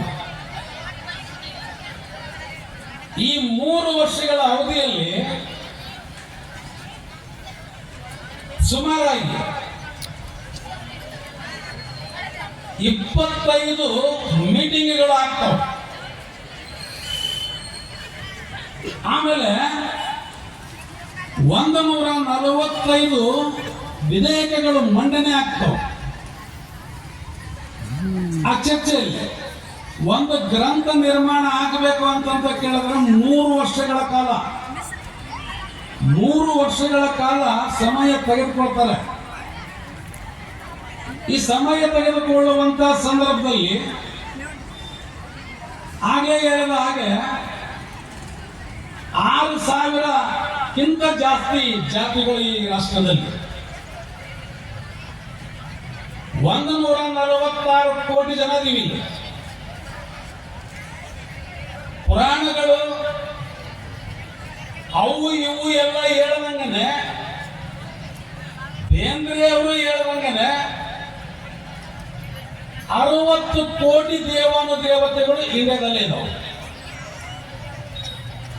ಸಮುದ್ರ ಬಿಟ್ಟು ಆ ಕಡೆ ಹೋಗಿಲ್ಲ. 33 ಕೋಟಿ ದೇವಾನುದೇವತೆಗಳು ಅಂತ ಬರೀತಾರೆ ಬೇಂದ್ರೆ. 30ಕ್ಕಿಂತ ಹೆಚ್ಚಲ್ಲ 60 ಕೋಟಿ ದೇವಾನುದೇವತೆಗಳು. 146 ಕೋಟಿ. ಸ್ವಾತಂತ್ರ್ಯ ಸಿಗಕ್ಕಿಂತ ಮೊದಲು 42 ಕೋಟಿ ಜನ. ಸ್ವಾತಂತ್ರ್ಯ ಸಿಕ್ಕ ಮೇಲೆ 146 ಕೋಟಿ ಈ ಸಂಖ್ಯೆ ಇರುತ್ತೆ. ಇದು ರಚನೆ ಆಗಿದ್ದು 42 ಕೋಟಿ ಜನಸಂಖ್ಯೆ ಮಿತಿಯಲ್ಲಿ. ಇಷ್ಟೆಲ್ಲ ಜನಾಂಗಕ್ಕೆ ಒಂದು ಕಾನೂನಿನ ಶಕ್ತಿಯನ್ನು ತುಂಬಬೇಕಲ್ಲ. ಅದಕ್ಕೆ ಅದರಲ್ಲಿ 365 ವಿಧಿಗಳನ್ನ ಕ್ರೋಢೀಕರಣ ಮಾಡಿದ್ರು. 12 ಅನುಸೂಚಿತ ವಿಧಿಗಳನ್ನ ಕ್ರೋಢೀಕರಣ ಮಾಡಿದ್ರು. ಇವತ್ತಿನ ಕಾಲಘಟ್ಟಕ್ಕೆ 126 ತಿದ್ದುಪಡಿಗಳನ್ನ ಮಾಡಿದ್ರು ಸಂವಿಧಾನದಲ್ಲಿ. ಇವತ್ತಿನ ಕಾಲಘಟ್ಟಕ್ಕೆ ಇಷ್ಟೆಲ್ಲ ಮಾಡಿ ಆದ್ಮೇಲೆ ಒಂದು ಸಂದರ್ಭ ಬರ್ತದೆ. ಅಲ್ಲಿ ಪೈಥಾನ್ ಅಂತೇಳಿ ಒಬ್ಬ ವ್ಯಕ್ತಿ ಏನೋ ಒಂದು ಮಾತನಾಡಲಾರದ ರೀತಿಯಲ್ಲಿ ಮಾತಾಡ್ಬಿಡ್ತಾನೆ. ನೆಹರೂರವರು ನಾವಿಲ್ಲಿ ಕೂಡಿರೋದು ಪ್ರಜಾಪ್ರಭುತ್ವದ ರಾಷ್ಟ್ರ ಮಾಡಲಿಕ್ಕೆ ಹೊರತು ಸರ್ವಾಧಿಕಾರದ ರಾಷ್ಟ್ರ ಮಾಡಲಿಕ್ಕೆ ಅಲ್ಲ ಅಂತ ಹೇಳ್ತಾರೆ. ಮಗ ಟೈಟನ್ ಎನ್ನುವಂತ ವ್ಯಕ್ತಿ ಟಾಟಾ ಬಿರ್ಲಾ ಕಂಪನಿ ಶ್ರೀಮಂತರ ಪರವಾಗಿನೇ ಆತ ಮಾತಾಡ್ತಾ ಇರ್ತಾನೆ ಚರ್ಚೆಯಲ್ಲಿ. ಅದಕ್ಕೆ ನೆಹರು ಏನ್ ಹೇಳ್ತಾರೆ ಅಂತ ಕೇಳಿದ್ರೆ, ಇದು ದಬ್ಬಾಳಿಕೆ ರಾಷ್ಟ್ರ ಅಲ್ಲ, ಸರ್ವಾಧಿಕಾರದ ರಾಷ್ಟ್ರ ಅಲ್ಲ, ಪ್ರಜಾಪ್ರಭುತ್ವದ ರಾಷ್ಟ್ರ. ಸಲಹೆ ಕೊಡಬಹುದು, ಇಲ್ಲ ಅಂದ್ರೆ ಸಲಹೆ ಬಿಟ್ಟುಬಿಡ್ಬೋದು. ಇಷ್ಟೆಲ್ಲ ಕಾರ್ಯಕ್ರಮಗಳ ನಡುವೆ ತೂರಿ ಬಂದ ಪ್ರಶ್ನೆಗಳು ಬಹಳ. ಮತ್ತೆ ಇದಕ್ಕೆ ಶಾಶ್ವತ ಅಧ್ಯಕ್ಷರು ಯಾರು? ಡಾಕ್ಟರ್ ರಾಜೇಂದ್ರ ಪ್ರಸಾದ್. ಉಪಾಧ್ಯಕ್ಷರು ಯಾರು? ತನ್ವೀರ್ ಮುನ್ಷಿ. ಇನ್ನೊಬ್ಬರು ಯಾರು? ಅಲ್ಲಾಡಿ ಕೃಷ್ಣರಾಮ್. ಆಮೇಲೆ ಇದಕ್ಕೆ ಸಂವಿಧಾನ ಸಲಹಾಗಾರರು ಯಾರು? ಗವಾಯಿ. ಕರಡು ಸಮಿತಿ ಅಧ್ಯಕ್ಷರು ಯಾರು? BR ಅಂಬೇಡ್ಕರ್. ಮಕ್ಕಳನ್ನ ಕಳ್ಕೊಂಡ, ಮನೆಯನ್ನ ಕಳ್ಕೊಂಡ, ಹೆಂಡತಿಯನ್ನ ಕಳ್ಕೊಂಡ, ಮತ್ತು 365 ವಿಧಿಗಳಲ್ಲಿ ಹೇಳ್ತೀನಿ. ಎರಡೇ ಕಾನೂನು ಅಸ್ಪೃಶ್ಯರಿಗೆ, ಒಂದು ಪಿಟಿಸಿಬಲ್ ಆಕ್ಟ್, ಇನ್ನೊಂದು ಅನ್ಟಚಬಲ್ ಆಕ್ಟ್. ಇವು ಎರಡು ಬಿಟ್ಟರೆ ಮಿಕ್ಕಿದ್ವಿ ಎಲ್ಲ ಈ ರಾಷ್ಟ್ರದ ಪರವಾಗಿ ನಾವು, ಈ ರಾಷ್ಟ್ರದ ಜನತೆಯ ಪರವಾಗಿ ನಾವು. ಬಹಳ ಜನ ಮಾತಾಡೋದು ಕೇಳಿದ್ದೀನಿ ನಾವು. ಸಂವಿಧಾನ ಪುಸ್ತಕ ಅದು ಹರಿಶ್ಚಂದ್ರ ಪುಸ್ತಕ ಅಂತ ಹೇಳಿ ಟೀಕೆ ಮಾಡ್ತಾರೆ. ನಾನು ಹೇಳ್ತಾ ಇದ್ದೀನಿ, 365 ವಿಧಿಗಳಲ್ಲಿ 2 ವಿಧಿಗಳು ಶೋಷಿತರ ಪರವಾಗಿವೆ ಹೊರತು ಎಲ್ಲ ಸಂವಿಧಾನ ಆ ವಿಧಿವಿಧಾನಗಳು ಶೋಷಿತರ ಪರವಾಗಿಲ್ಲ. ಇದನ್ನ ಅರ್ಥ ಮಾಡ್ಕೊಳ್ಬೇಕಲ್ಲ. ಇದನ್ನ ಯಾವಾಗ ನಾವು ಅರ್ಥ ಮಾಡ್ಕೊಳ್ತೀವಿ ಆವಾಗ ಅಂಬೇಡ್ಕರ್ ನಮಗೆ ಅರ್ಥ ಆಗ್ತದೆ. ಅಲ್ಲಿವರೆಗೂ ಅಂಬೇಡ್ಕರ್ ನಮಗೆ ಅರ್ಥ ಆಗಲ್ಲ. ಮತ್ತಿನ್ನ 15 ಮಹಿಳಾ ಮಣಿಗಳಿದಾರಲ್ಲ ಅಲ್ಲಿ, ಅವ್ರು ಯಾರು? ಅದರಲ್ಲಿ 15 ಮಹಿಳಾ ಮಣಿಗಳಲ್ಲಿ ಒಬ್ಬರು ಮಾತ್ರ ದಲಿತರು. ಆ ಒಬ್ಬ ಹೆಣ್ಣುಮಗಳು ಇನ್ನು 14 ಜನ ಹೆಣ್ಣು ಮಕ್ಕಳಿಗೆ ಮಹಿಳಾ ಸಂಘವನ್ನು ಮಾಡಿ ಅಂಬೇಡ್ಕರ್ ಸಾಹೇಬರಿಗೆ ಸಹಾಯ ಸಹಕಾರವನ್ನು ಮಾಡ್ತಾರೆ. ಆ ಸಹಾಯ ಸಹಕಾರವನ್ನು ಮಾಡೋದಕ್ಕಾಗ್ಲೇನೆ ಅವತ್ತಿನ ಸಂದರ್ಭದಲ್ಲಿ ಮಹಿಳೆಯರು, ಅವಾಗಲೇ ನಮ್ಮ ಪೂಜಾರಿ ಗುರುಗಳು ಹೇಳಿದ್ರಲ್ಲ, ಮಹಿಳೆಯರು ಬಹಳ ಜನ ಇದ್ದೀರಿ, ಮಹಿಳಾ ವಿದ್ಯಾರ್ಥಿಗಳು ಬಹಳ ಜನ ಇದ್ದೀರಿ. ಈ ಸಂವಿಧಾನ ಎನ್ನುವಂತ ಪುಸ್ತಕ 49 ನವೆಂಬರ್ 26 ಅಲ್ಲಿಂದ 1950-51 ನವೆಂಬರ್ ಅಕ್ಟೋಬರ್ ಜನವರಿ 26 ಸಮರ್ಪಣೆ ಆಗಲಿವರೆಗೂ ಹೆಣ್ಣು ಮಕ್ಕಳಿಗೆ ಶಿಕ್ಷಣ ಇರಲಿಲ್ಲ. 1ನೇದ ಲಾಸ್ಟ್, 2ನೇದಕ್ಕೆ ಮದುವೆ, 3ನೇದಕ್ಕೆ ಕಲಾಸ್, ಬಂಡಿ ಚಕ್ಡಿ ಕಟ್ಕೊಂಡು ಹೋಗೋದಂಗೆ. ಇನ್ನು ಗಂಡ ಮಕ್ಕಳು ಅನಕ್ಷರ ಕುಕ್ಷಿಗಳು. ಶಾಲೆನ ಹೇಳುವಾಗ ನಮ್ಮ ಅಕ್ಕ ದೊಡ್ಡಕಿ ಇಲ್ಲೇ ನಮ್ಮೂರಿದ ಹೈಸ್ಕೂಲಿಗೆ 7ನೇ ಹೋಗೋ ಮುಂದೆ ಇಬ್ಬರ 1959 ಇಬ್ಬರ ಅವಕ್ಕೆ ಏನಾರ ಯಾರ ಏನಂದ್ಬಿಟ್ರು ಒಂದು ವಾರ ಸಾಲಿ ಬಂದು ಹೋಗದ ಸಾಲಿ ಶಿಕ್ಷಣ ಕಲಿಯದ ಅಪವಾದ ಹೆಣ್ಮಕ್ಳು. ಆದ್ರೆ ಈಗೇನಾಗ್ಯದ, ಹೆಣ್ಣೊಂದು ಕಲಿತಾರೆ ಶಾಲೆಯನ್ನು ತೆರೆದಂತೆ, ಗಂಡೊಂದು ಕಲಿತಾರೆ ಶಾಲೆಯನ್ನು ಮುಚ್ಚಿದಂತೆ. ಹೇಗೆ ಹೊಡೆಯಂಗಿಲ್ಲ. ಹೆಣ್ಣೊಂದು ಕಲಿತಾರೆ ಶಾಲೆಯನ್ನು ತೆರೆದಂತೆ ಸರಿ ಇಲ್ಲ ಅನ್ನಲ್ಲ. ಗಂಡೊಂದು ಕಲಿತಾರೆ ವಿಶ್ವವಿದ್ಯಾನಿಲಯ ತೆರೆದಂತೆ.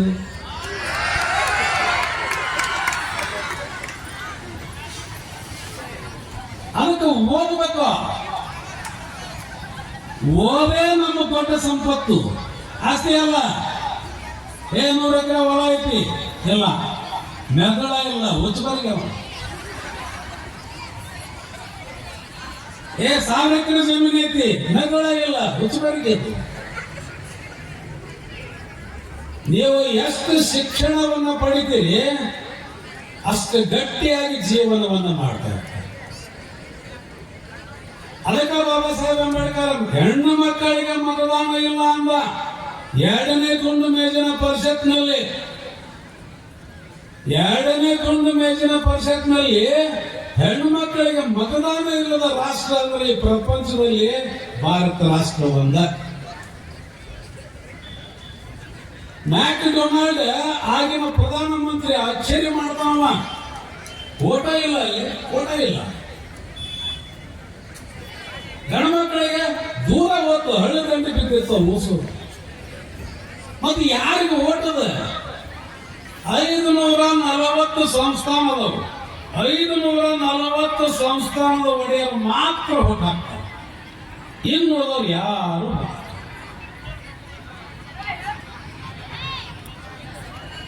ಆದ್ರೆ ಕೆಲವೊಂದು ಜನ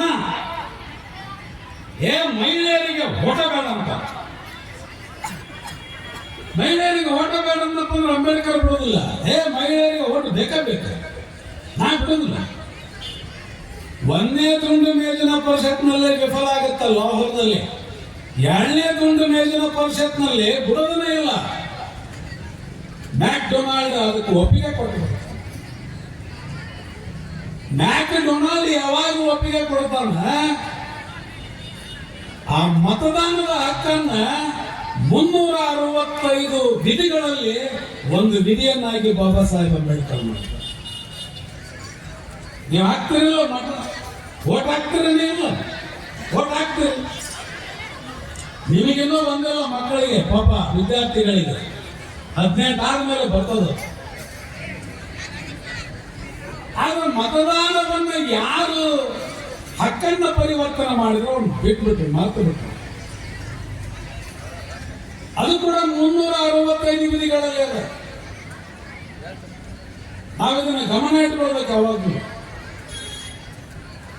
ಅವತ್ತು ಹೋರಾಟ ಮಾಡಿದವರು ಬಾಬಾ ಸಾಹೇಬ್ ಅಂಬೇಡ್ಕರ್, ಇವತ್ತು ಮತದಾನ ಮಾಡ್ತಾ ಇರೋದು ಭಾರತೀಯರು. ಕಟ್ಟಕಡ ವ್ಯಕ್ತಿಗೂ ಮತದಾನದ ಹಕ್ಕು. ಆದ್ರೆ ನಾವೇನ್ ಮಾಡ್ತೀವಿ, ಮತವನ್ನು ಮಾರಿಕೊಳ್ತೀವಿ. ಓಟೋ ನಿನ್ನ ಓಟೋ ಹೆಂಡಕ್ಕಾಗಿ ಮಾರಿಕೊಂಡೆ, ಒಂದು ದಿನ ಮಜಾ ಕಂಡೆ, ಮತಿಹೀನನಾಗಿ ನಿನ್ನನ್ನೇ ನೀ ಮಾರಿಕೊಂಡೆ. ಒಂದು ದಿನ ತೀಕೆಯೋ ಜೀವನವೆಲ್ಲ ಮಾರಾಟ, ಜೀವನ ಪರ್ಯಂತವೋ ಇದೇ ಗೋಳಾಟ. ಇದಕ್ಕ ಕೊಟ್ಟನ ಬಾಬಾ ಸಾಹೇಬ್ ಅಂಬೇಡ್ಕರ್ ಮತಗಳನ್ನು. ನಾವು ಪ್ರಶ್ನೆ ಮಾಡ್ಕೊಳ್ಬೇಕು. ನಾವು ಒಳ್ಳೆಯವರನ್ನ ಆಯ್ಕೆ ಮಾಡಿಕೊಳ್ಳಕ್ಕೆ ಮತವನ್ನು ಕೊಟ್ಟಿದ್ದಾರೆ ಅವರು, ಮತವನ್ನು ಕೊಡಿಸಿದ್ದಾರೆ ಅವರು. ಇಲ್ಲ ಅಂದ್ರೆ ಮತಗಳೇ ಇರ್ತಿಲ್ವಲ್ಲ, ಮತ ಇರಲಿಲ್ಲ ಅಂದ್ರೆ ಸರ್ಕಾರ ಇರ್ತಿದ್ದಿಲ್ಲ, ಸರ್ಕಾರ ಇರಲಿಲ್ಲ ಅಂದ್ರೆ ಮಂತ್ರಿ ಇರ್ತಿದ್ದಿಲ್ಲ, ಶಾಸಕ ಇರ್ತಿದ್ದಿಲ್ಲ, ಕೆಂಪು ಲೈಟ್ ಪೌ ಪೌ ಪೌ ಪೌ ಅನ್ನೋದು ಬರ್ತಿದ್ದಿಲ್ಲ. ಮತ್ತು ಪೊಲೀಸ್ ಸಿಬ್ಬಂದಿಗಳು ಲಟ್ಪುಟ್ ಅಡ್ಡಾಡ್ತಿದ್ದಿಲ್ಲ.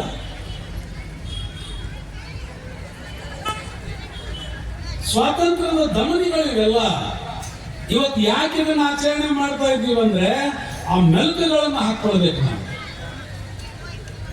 ಆ ಪೊಲೀಸ್ ಅಂದ್ಕೊಳ್ಳಿ ನೆನಪಾಗುತ್ತೆ ನೋಡು, ಒಂದು ಸಿದ್ಧಲಿಂಗನವರು ಬರೆದಂತ ಒಂದು ಹಾಡು. ಯಾರಿಗೆ ಬಂತು ಎಲ್ಲಿಗೆ ಬಂತು 47ರ ಸ್ವಾತಂತ್ರ್ಯ? ಯಾರಿಗೆ ಬಂತು ಎಲ್ಲಿಗೆ ಬಂತು 47ರ ಸ್ವಾತಂತ್ರ್ಯ? ಟಾಟಾ ಬಿರ್ಲರ ಜೇಬಿಗೆ ಬಂತು 47ರ ಸ್ವಾತಂತ್ರ್ಯ. ಪೊಲೀಸರ ಬೂಟಿಗೆ ಬಂತು 47ರ ಸ್ವಾತಂತ್ರ್ಯ. ಸಿರಿವಂತರು ಸನ್ನೆ ಮಾಡಿದರೆ ಕತ್ತಲೆಯಲ್ಲೇ ಬೆತ್ತಲಾಯಿತು, ಯಾರಿಗೂ ಕಾಣದ ಸ್ವಾತಂತ್ರ್ಯ 47ರ ಸ್ವಾತಂತ್ರ್ಯ. ಇನ್ನೂವರೆಗೆ ಬರಲಿಲ್ಲ, ಬಡವರ ದಮನಿಗಳನ್ನು ವರಿಸಲಿಲ್ಲ, ಯಾರಿಗೂ ಕಾಣದ ಸ್ವಾತಂತ್ರ್ಯ 47ರ ಸ್ವಾತಂತ್ರ್ಯ. ಸಿದ್ಧಲಿಂಗನವರು ಬರೀತಾರೆ ಇದನ್ನ ಯಾಕೆ ಬರೀತಾರಂದ್ರೆ ಸ್ವಾತಂತ್ರ್ಯನೇ ಇಲ್ಲ ನಮಗೂ. ಸುಮ್ಮನೆ ಆಗಸ್ಟ್ 15 ಜನವರಿ 26 ಜೆಂಡಾ ಹಾರಿಸೋದು, ಲಿಂಬುಳಿ ಪೇಪರ್ಮೆಂಟ್ ಏಕೆ ಅಂತ ಮಾಡಿದ್ದಾರೆ.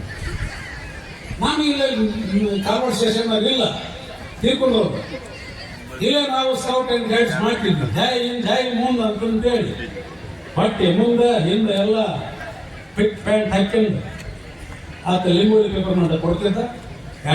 ಎರಡು ದಪ್ಪನವ್ರಿಗೆ 3 ದಪ್ಪಗಿದ್ದವರಿಗೆ 3 ತಳ್ಳಿಗಿದ್ದವ್ರಿಗೆ 2 ಕಡ್ಡಿ ಹಂಗೇನೋ ಒಂದೊಂದ. ಇವತ್ತು ನೆನೆಸ್ತೀನಿ ನಾನು, ಅದು ತಗೊಂಡ್ಬಿಟ್ಟಿಗಂತ ಮನೆಗೆ ಹೋಗ್ಬಿಡ್ತೀವಿ. ಸ್ವಾತಂತ್ರ್ಯದ ಪರಿಕಲ್ಪನೆ ಇಲ್ಲ, ಸಂವಿಧಾನದ ಪರಿಕಲ್ಪನೆ ಇಲ್ಲ. ಇವತ್ತು ನಾನು ನಿಂತು ಮಾತಾಡೋದಕ್ಕೂ ಸಂವಿಧಾನದ ಕಾರಣ, ನೀವಿಲ್ಲಿ ಬಂದು ಕುಂತಿರೋದಕ್ಕೂ ಸಂವಿಧಾನದೇ ಕಾರಣ. ಏನ್ ಸರ್ ಅದಕ್ಕೆ ಏನ್ ಸಂಬಂಧ? ಎಜುಕೇಶನ್ ಹಕ್ಕಿದೆ ಅಲ್ಲಿ, ಶಿಕ್ಷಣದ ಹಕ್ಕಿದೆ ಅಲ್ಲಿ. ಆ ಶಿಕ್ಷಣದ ಹಕ್ಕಿನಿಂದ ಬಂದು ನೀವು ಇಲ್ಲಿ ಕುಂತೀರಿ, ಅದನ್ನ ರಚನೆ ಮಾಡಿದವರು ಬಾಬಾ ಸಾಹೇಬ್. ಈಗ ಇನ್ನೊಂದು ಹೇಳ್ತೀನಿ ನಾನು ನಿಮ್ಗೆ. 2,000 ನೋಟುಗಳನ್ನ ಬ್ಯಾನ್ ಮಾಡಿದ್ರು ಮೋದಿ ಸಾಹೇಬರು, ಹೌದಾ? 2,000 ನೋಟು ಬ್ಯಾನ್ ಮಾಡಿದ್ರಿಲ್ಲ. ಎದಕ್ಕೆ ಬ್ಯಾನ್ ಮಾಡಿದ್ರು ಅವರು? ಯಾವ ಉದ್ದೇಶಕ್ಕೆ ಬ್ಯಾನ್ ಮಾಡಿದ್ರು? ಹುಚ್ಚು ನಮಗೆ. ಕೋಟಾ ನೋಟುಗಳು ಬಹಳ ನಡೀತಿದ್ವು. ಅಕ್ರಮ ಸಕ್ರಮ ಭೂಮಿ ನಡೀತಾ ಇತ್ತು.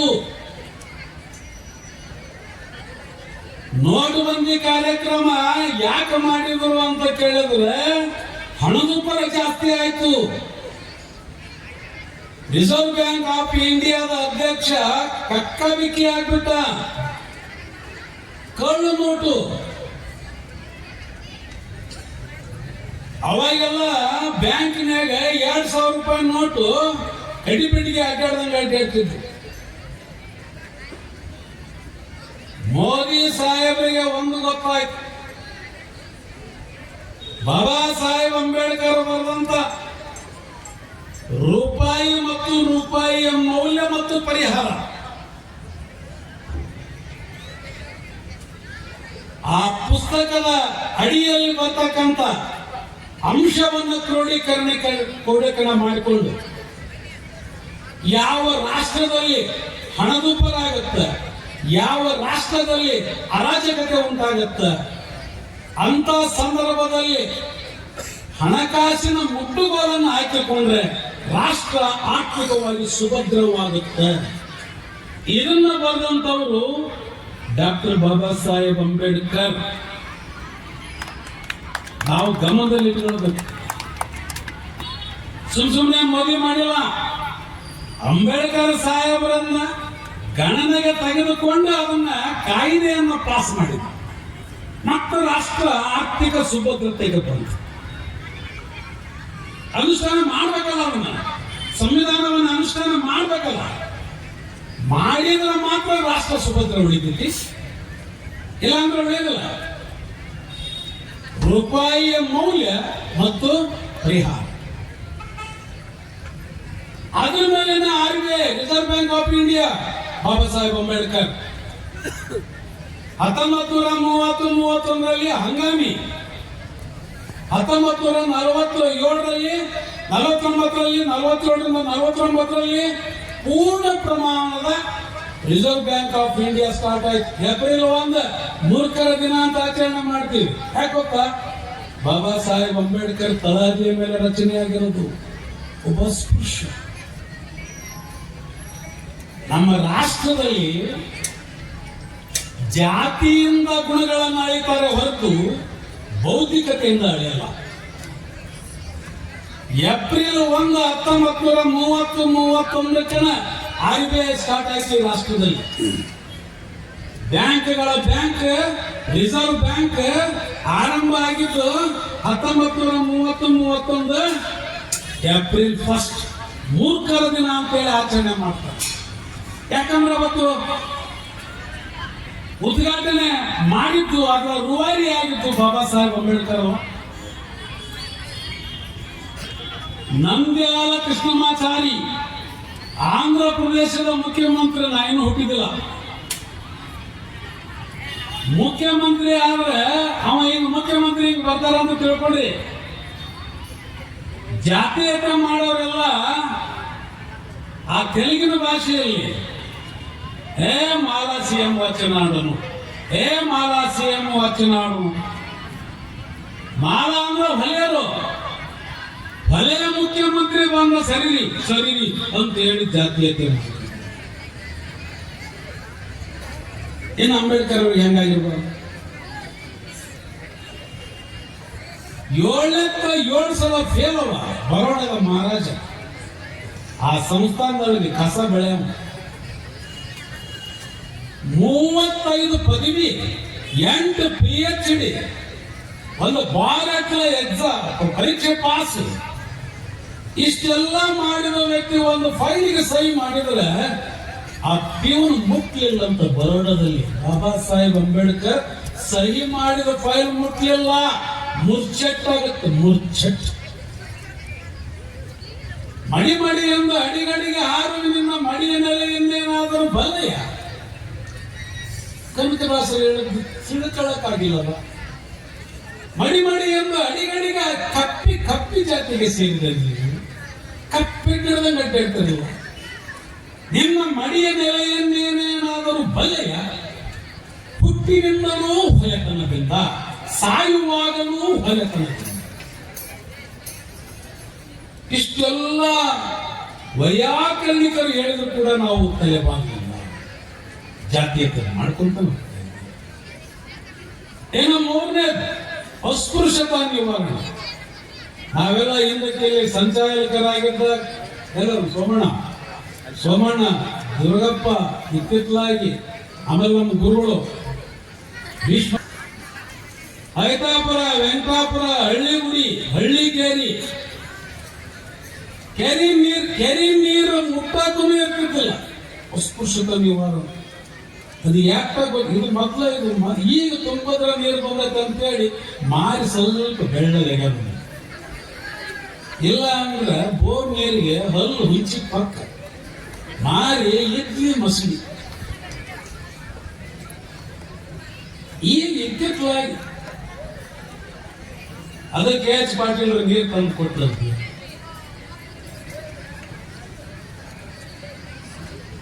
ಎತ್ತಿ ನೀರು ಹಾಕೋದು, ಎತ್ತಿ ನೀರು ಹಾಕೋದು. ಅದಕ್ಕೆ ನಾ ಹೇಳೋದು, ಮಹತ್ ಕೆರೆ 1926ರಿಂದ 1927ಕ್ಕೆ ಮಹತ್ ಕೆರೆಯನ್ನು ಬಾಬಾ ಸಾಹೇಬ್ ಅಂಬೇಡ್ಕರ್ ನೀರನ್ನು ಮುಟ್ತಾರೆ. 7 ವರ್ಷ ಮುಂಬೈ ಹೈಕೋರ್ಟ್ ನಲ್ಲಿ ಅದರ ವಿರುದ್ಧ ದಾವ ಹಾಕ್ತಾರೆ, ಬಡಿತಾರ ಎಲ್ಲ ಮಾಡ್ತಾರೆ. ನೀರು ಮುಟ್ಟಿದ್ರೆ ನೀರು ಬಯಲಿಗೆ ಆಗತ್ತ ನಮ್ಮ ಮಂದಿ, ಆ ರಾಷ್ಟ್ರದವ್ರು ನಾವು.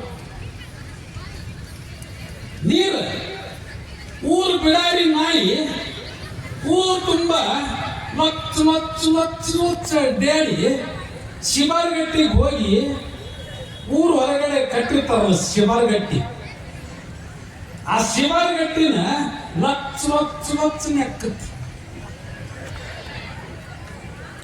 ಊರಾಗ ಯಾರ ಬಂದು ದೀಪ ಹಾಕ್ಬೇಕು ಎಣ್ಣೆ ಹಾಕ್ಬೇಕನ್ನಪ್ಪ ಅಂದ್ರೆ ನೋಡೋದು ಸ್ಟೈಲ್ ಹೇಳ್ತೀನಿ. ಮುಂದೆ 2 ಕಾಲು ಚಾಚಿರ್ತೈತಿ, ಹಿಂದೆ 2 ಕಾಲು ಬೆಂಡ್ ಮಾಡಿರ್ತೈತಿ, ಬಾಲ ಚಂದ್ರಾಕೃತಿ ಆಗಿರ್ತೈತಿ. ಅಂದ್ರೆ ಕನ್ನಡದ ಭಾಷೆಯಲ್ಲಿ ನಿಗರಿಸಿ ಬಿಟ್ಟಿರ್ತೈತಿ ಬಾಲ.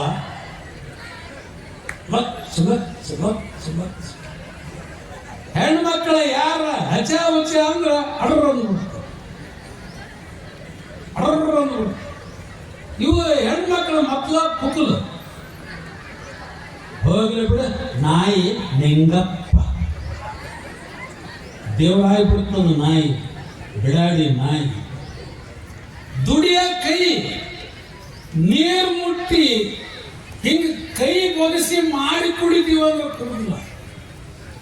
ಹಂಗಿದ್ದಿಲ್ಲಿ ಮುಂಡ್ರಿಗೆ ಏನ್ ದೊಡ್ಡ ಇದಲ್ಲ ಇದು ಉದಯಕುಮಾರ್ ಅವರ ಬಹಳ ಅನಾಹುತ ತಾಲೂಕಿದೆ. ಇನ್ನೂ ಇಲ್ಲ ಅಂತೀರೇನು? ಬೇಕಾದಷ್ಟು ತೊಂಬಿ ತೊಳಿಕಾಡ್ತೀವಿ, ಆದ್ರೂ ಪುಂಖಾನುಪುಂಖವಾಗಿ ಮಾತಾಡ್ತೀವಿ. ಇನ್ನು ಹಿಂದಕ್ಕೆ ಹೋದ್ಮೇಲೆ ಅದು 365 ವಿಧಿಗಳಲ್ಲಿ ಗಂಡ ಅಪ್ಪ ಅವ್ವ ಗಳಿಸಿದಂತ ಆಸ್ತಿಯಲ್ಲಿ ಹೆಣ್ಮಕ್ಳಿಗೆ ಪಾಲ್ಬೇಕು, ಕೊಡಬೇಕ. ಬಾಬಾ ಸಾಹೇಬ್ ಅಂಬೇಡ್ಕರ್ ಮಾಡಿದ್ದು ಕೊಡಬೇಕ. ಕೊಡ್ಲಿಲ್ಲ ಅಂದ್ರೆ ಕೋರ್ಟ್. ವರದಕ್ಷಿಣೆ ಪೀಳಿಗೆ ಪ್ರಿವೆನ್ಷನ್ ಆಕ್ಟ್ ಅದು ಬಾಬಾ ಸಾಹೇಬ್ ಅಂಬೇಡ್ಕರ್. ನೀವು ಹೆಣ್ಮಕ್ಳು ಗಂಡು ಮಕ್ಕಳಿಗೆಲ್ಲ ಕಾನೂನು ಮಾಡಿದ್ದು ಸಾಹೇಬ್ರು, ಬರೀ ಹೆಣ್ಮಕ್ಳಿಗೆ ಮಾಡಿ. ಹೆಂಡತಿ ಕುಂದ್ರಬೇಕು, ಹೇಳಂದ್ರೆ ಹೇಳ್ಬೇಕು. ಯಾ ಆಫೀಸರ್ ಆದ್ರೂ ಅಷ್ಟೇ, ಬೈಟಿಂಗ್ ಬೈಡ್ಜ, ಊಟಿಂಗ್ ಕೂಡ್ಜ. ಜಾಸ್ತಿ ಏನಾರ ನಾವು ಕೆಮ್ಮಿದ್ವಿ ಕೋರ್ಟಿಗೆ ಹೋಗಿ ಹೇಳ್ಬಿಡ್ತಾರೆ. ವಕೀಲರು ಖಾಯಂ ಇದ್ದೇ ಬಿಡ್ತಾವ. ಏನಾತವ ನನ್ನ ಗಂಡ ಹಚ ಹುಚ ಅಂದ, ಹೌದಾ? ಹಕ್ಕ ಕೇಸ ಯಾವ್ದ? 498, 492, 491 ಹಕ್. IAS ಆಫೀಸರ್ ಹಕ್ಕ ಜೈಲಿ ಹಾಕ. IAS ಕೇಳಲ್ಲ, KS ಕೇಳೋದಿಲ್ಲ, ಪ್ರಿನ್ಸಿಪಾಲನ್ನು ಕೇಳಲ್ಲ, ಯಾರು ಕೇಳ.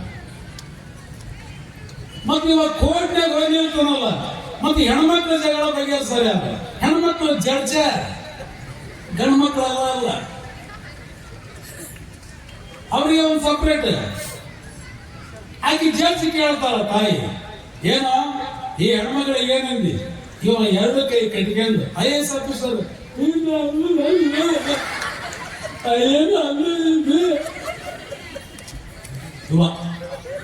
ಯಾಕಂದ್ರೆ ಕೃಷ್ಣ ಹುಟ್ಟಿದ ಸ್ಥಳಕ್ಕೆ ಹೋಗ್ಬೇಕಲ್ಲ. ಸುಳ್ಳು ಹೇಳಿದ ಕೃಷ್ಣ ಎಲ್ಲಿ ಹುಟ್ಟ್ಯಾನ? ಜೈಲ್ನಾಗ. ನಾವೆಲ್ಲಿ ಹುಟ್ಟಿದ್ವಿ? ಅವನ ಗರ್ಭದಾಗ. ಜೈಲ್ನಾಗ ಹುಟ್ಟಿದವ ದೇವರಾಗ. ಶಿವ ಶಿವ ಶಿವ ಶಿವ. ನಾವು ತಾಯಿ ಗರ್ಭದಾಗ ಹುಟ್ಟಿವಲ್ಲ,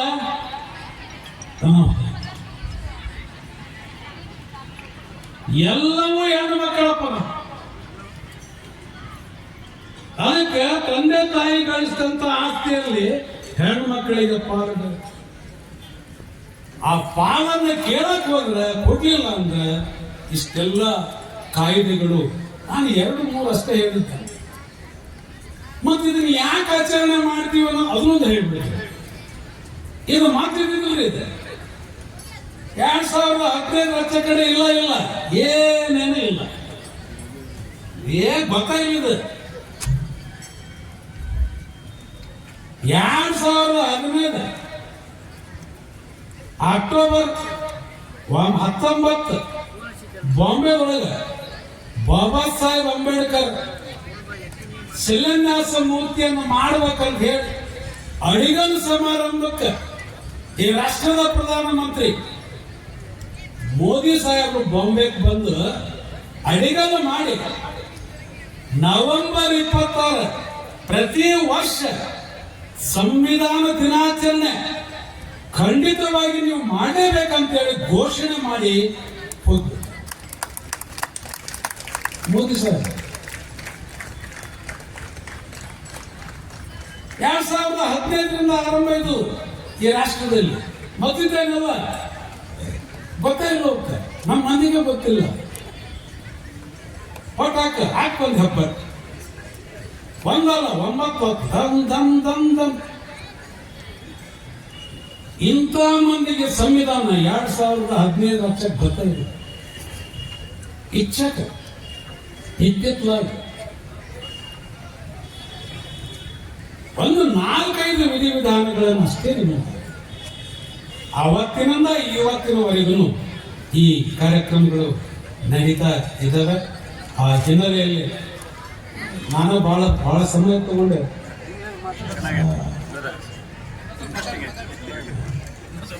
ಬಹಳ ಸಮಯವನ್ನು ತೆಗೆದುಕೊಂಡೆ ಅಂತ ಅನ್ಸುತ್ತೆ. ನೀವೆಲ್ಲ ಮಕ್ಕಳೆಲ್ಲ ಚಪ್ಪಾಳೆ ಹೊಡೆಯಕತ್ತೀರಿ, ಗೊತ್ತಾಗ್ತದೆ. ಚಪ್ಪಾಳೆ ಹೊಡೀರಿ. 35 ವರ್ಷ ಇದೇ ಸೇವೆಯನ್ನು ನಾನು ಸಣ್ಣಸಲ್ಲಿ ಮಾಸ್ತರಾಗಿ ಮಾಡ್ಕೊಂಡು ಬಂದಿದ್ದೀನಿ. ಈಗ ನಿವೃತ್ತಿಯನ್ನು ಮಾಡಿದ್ದೀನಿ. ನಮ್ಮ ಬಸವರಾಜ ದೇಸಾಯಿ ಹೇಳಿದ, ಎಷ್ಟು ತಾಸ್ತಾರ ಮಾತಾಡೋದು ನೀವು ಅಂತೇಳಿ. ಇವತ್ತು ನಾನು ಮಾತಾಡೋದು ಬ್ಯಾಗೆ. ಆಮೇಲೆ ಮುಂದೆ ಎಲ್ಲರೂ ಮಾತಾಡಿದರು. ಇನ್ನು ಇದೇ ರೀತಿ ಮಕ್ಕಳು ಚೆನ್ನಾಗಿ ಓದಬೇಕು. ಆದರೆ ಇನ್ನೊಂದು ವಿಧಿವಿಧಾನ ಮೋದಿ ಸಾಹೇಬರು ಮಾಡಿದ್ದು ಹೇಳಿಲ್ಲ ನಾನು. 1 ನಿಮಿಷ ಅದನ್ನು ಹೇಳಿಬಿಟ್ಟು ಅಯ್ಯೋ ಅನ್ಬೇಡ್ರಿ.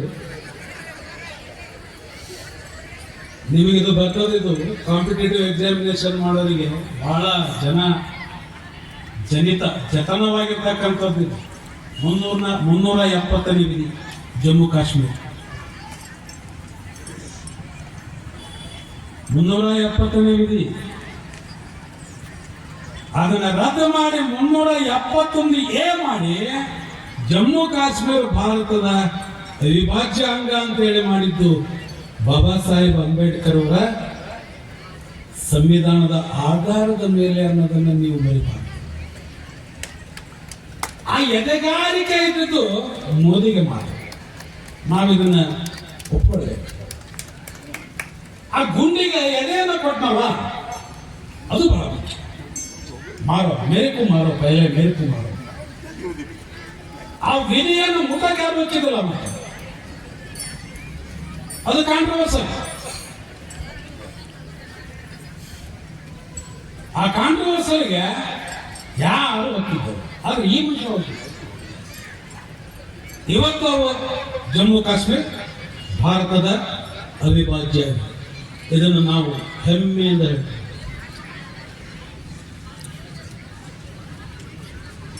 ಇಷ್ಟನ್ನು ಹೇಳಿ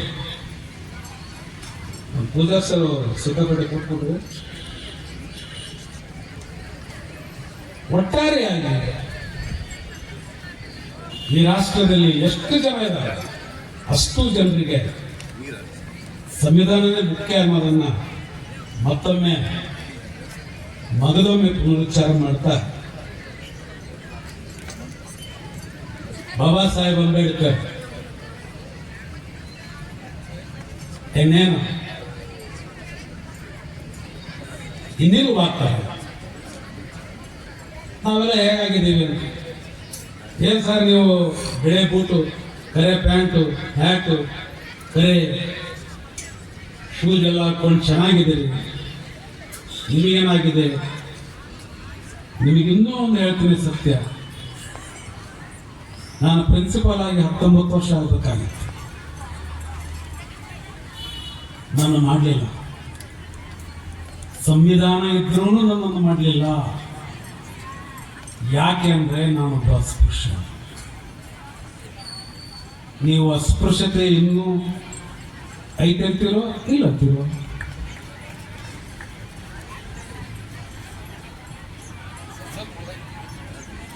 ವಿದ್ಯೆಯಲ್ಲಿ ಮುಂದೆ PhD ಮಾಡ್ಕೊಂಡಿದ್ದು, MPhil ಆಗಿದೆ, ಕೃತಿಗಳನ್ನು ಬರೆದಿದ್ದು, 19 ವರ್ಷ ಪ್ರಿನ್ಸಿಪಾಲಿಟಿ ಮಾಡುವವನನ್ನ ಉಪನ್ಯಾಸಕನಾಗಿನೇ ರಿಟೈರ್ಮೆಂಟ್ ಮಾಡಿ ಕಳಿಸಿದಂತ ಸಂಸ್ಥೆ.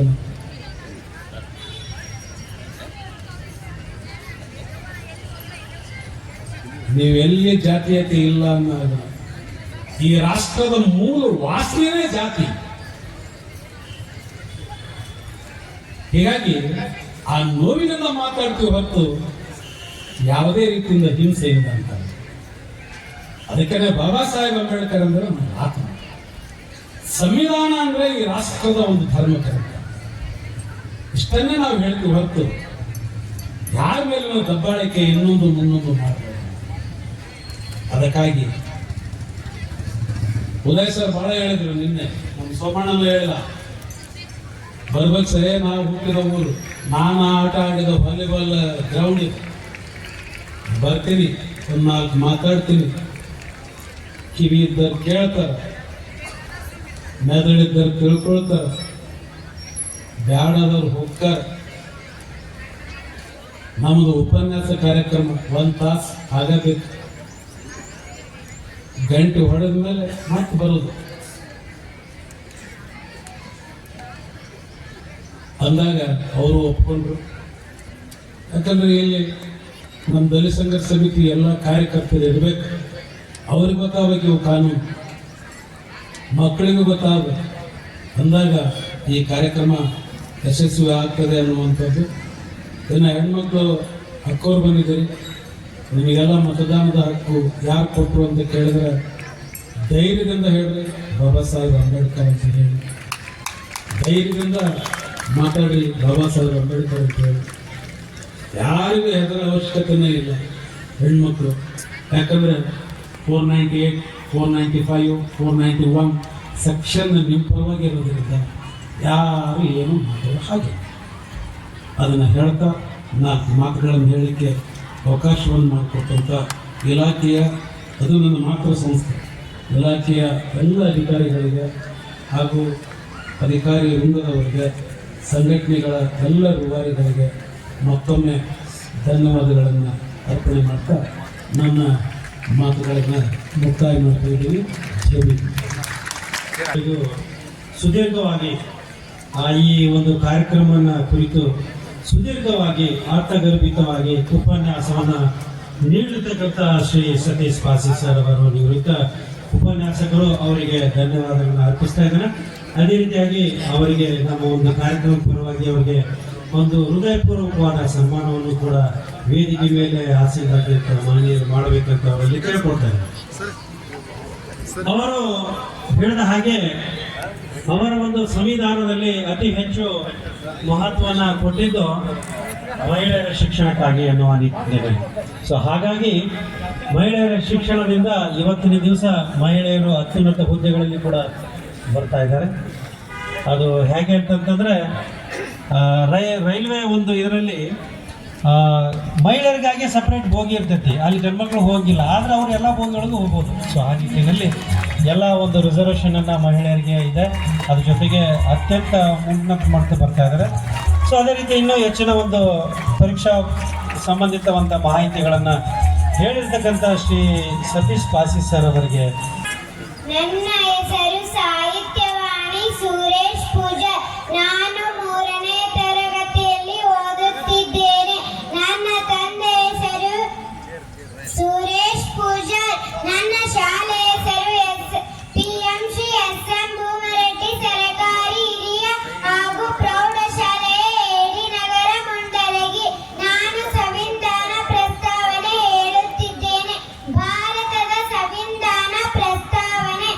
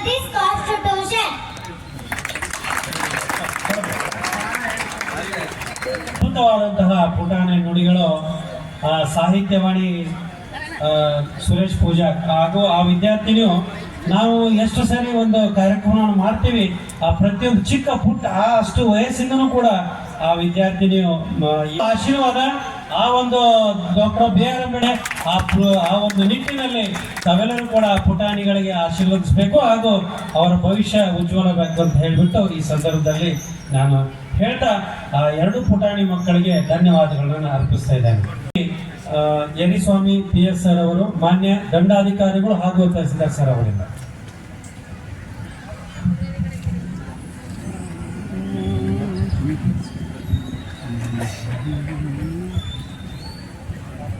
ಎಲ್ರಿಗೂ ನಮಸ್ಕಾರ. ಇವತ್ತು ಭಾರತ ಸರ್ಕಾರದ ನಿರ್ದೇಶನದಂತೆ ನಾವೆಲ್ಲ ಭಾರತೀಯರು ಒಗ್ಗೂಡಿ ನಮ್ಮನ್ನೇ ನಾವು ಸಮರ್ಪಿಸಿಕೊಂಡಂತಹ ಸಂವಿಧಾನ ದಿನಾಚರಣೆಯ ಅಂಗವಾಗಿ ಬೆಳಗ್ಗೆಯಿಂದ ಈವರೆಗೂ ಸಹ ವಿಜೃಂಭಣೆಯಿಂದ ಜಾಗೃತ ಜಾಥಾವನ್ನು ಕೈಗೊಳ್ಳೋದ್ರ ಜೊತೆಗೆ ವೇದಿಕೆ ಕಾರ್ಯಕ್ರಮವನ್ನು ಸಹ ನಾವು ಆಯೋಜನೆ ಮಾಡುವುದರ ಮೂಲಕ ಸಾರ್ವಜನಿಕರಲ್ಲಿ ಸಂವಿಧಾನ ಮತ್ತು ಪ್ರಜಾಪ್ರಭುತ್ವ ವ್ಯವಸ್ಥೆಗಳ ಬಗ್ಗೆ ಅರಿವು ಮತ್ತು ಜಾಗೃತಿ ಮೂಡಿಸುವಂತಹ ವಿಶೇಷ ಕಾರ್ಯಕ್ರಮವನ್ನು ಆಯೋಜನೆ ಮಾಡಲಾಗಿದೆ. ಕಾರ್ಯಕ್ರಮದ ವೇದಿಕೆ ಮೇಲೆ ಇರುವಂತಹ ಎಲ್ಲ ಸಂಘಟನೆಯ ಅಧ್ಯಕ್ಷರೇ, ಪದಾಧಿಕಾರಿಗಳೇ ಹಾಗೂ ಎಲ್ಲ ಗಣ್ಯಮಾನ್ಯರೇ ಹಾಗೂ ಈವರೆಗೂ ಭಾಳ ವಿಸ್ತೃತವಾಗಿ ಅಂಬೇಡ್ಕರ್ ಅವರ ಜೀವನ ಚರಿತ್ರೆಯೊಂದಿಗೆ ಸಂವಿಧಾನವನ್ನು ಕುರಿತು ಯಶಸ್ವಿಯಾಗಿ ಉಪನ್ಯಾಸವನ್ನು ನೀಡಿದಂತಹ ಸತೀಶ್ ಪಾಶಿ ಅವರೇ ಹಾಗೂ ವೇದಿಕೆ ಮೇಲಿರುವಂತಹ ಎಲ್ಲ ನನ್ನ ಅಧಿಕಾರಿ ಮಿತ್ರರೇ, ಕಾರ್ಯಕ್ರಮಕ್ಕೆ ಆಗಮಿಸಿರುವಂತಹ ಎಲ್ಲ ಸಾರ್ವಜನಿಕ ಬಂಧುಗಳೇ, ಮಾಧ್ಯಮ ಮಿತ್ರರೇ ಹಾಗೂ ಕಾರ್ಯಕ್ರಮದ ಕೇಂದ್ರ ಬಿಂದುವಾಗಿ ಆಗಮಿಸಿರುವಂತಹ ಎಲ್ಲ ಮುದ್ದು ಮಕ್ಕಳೇ, ತಮ್ಮೆಲ್ಲರಿಗೂ ಸಹ ಸ್ವಾತಂತ್ರ್ಯ ಭಾರತದ ಸಂವಿಧಾನ ಸಮರ್ಪಣಾ ದಿನಾಚರಣೆಯ ಶುಭಾಶಯಗಳನ್ನು ಕೋರ್ತಾ, ಈ ಸಮಾನತೆ ಹಾಗೂ ಸ್ವಾತಂತ್ರ್ಯ ಮತ್ತು ಭಾರತತ್ವದ ಗುರಿಗಳು ಉದ್ದೇಶಗಳನ್ನು ಇರಿಸಿಕೊಂಡು ಭಾರತ ಸ್ವತಂತ್ರ ನಂತರ ಒಂದು ಭವ್ಯ ರಾಷ್ಟ್ರ ನಿರ್ಮಾಣಕ್ಕಾಗಿ ಒಂದು ಸಂವಿಧಾನ ರಚನೆಯನ್ನು ಮಾಡಿ ಆ ಸಂವಿಧಾನವನ್ನು ನಾವು ಇವತ್ತು ಸಮರ್ಪಣೆಯನ್ನು ಮಾಡಿಕೊಂಡಂತಹ ದಿನವಾಗಿ ನಾವು ರಾಷ್ಟ್ರಾದ್ಯಂತ ಇವತ್ತು ನಾವು ಸಂವಿಧಾನ ದಿನವನ್ನಾಗಿ ಆಚರಣೆಯನ್ನು ಮಾಡ್ತಾ ಇದ್ದೇವೆ.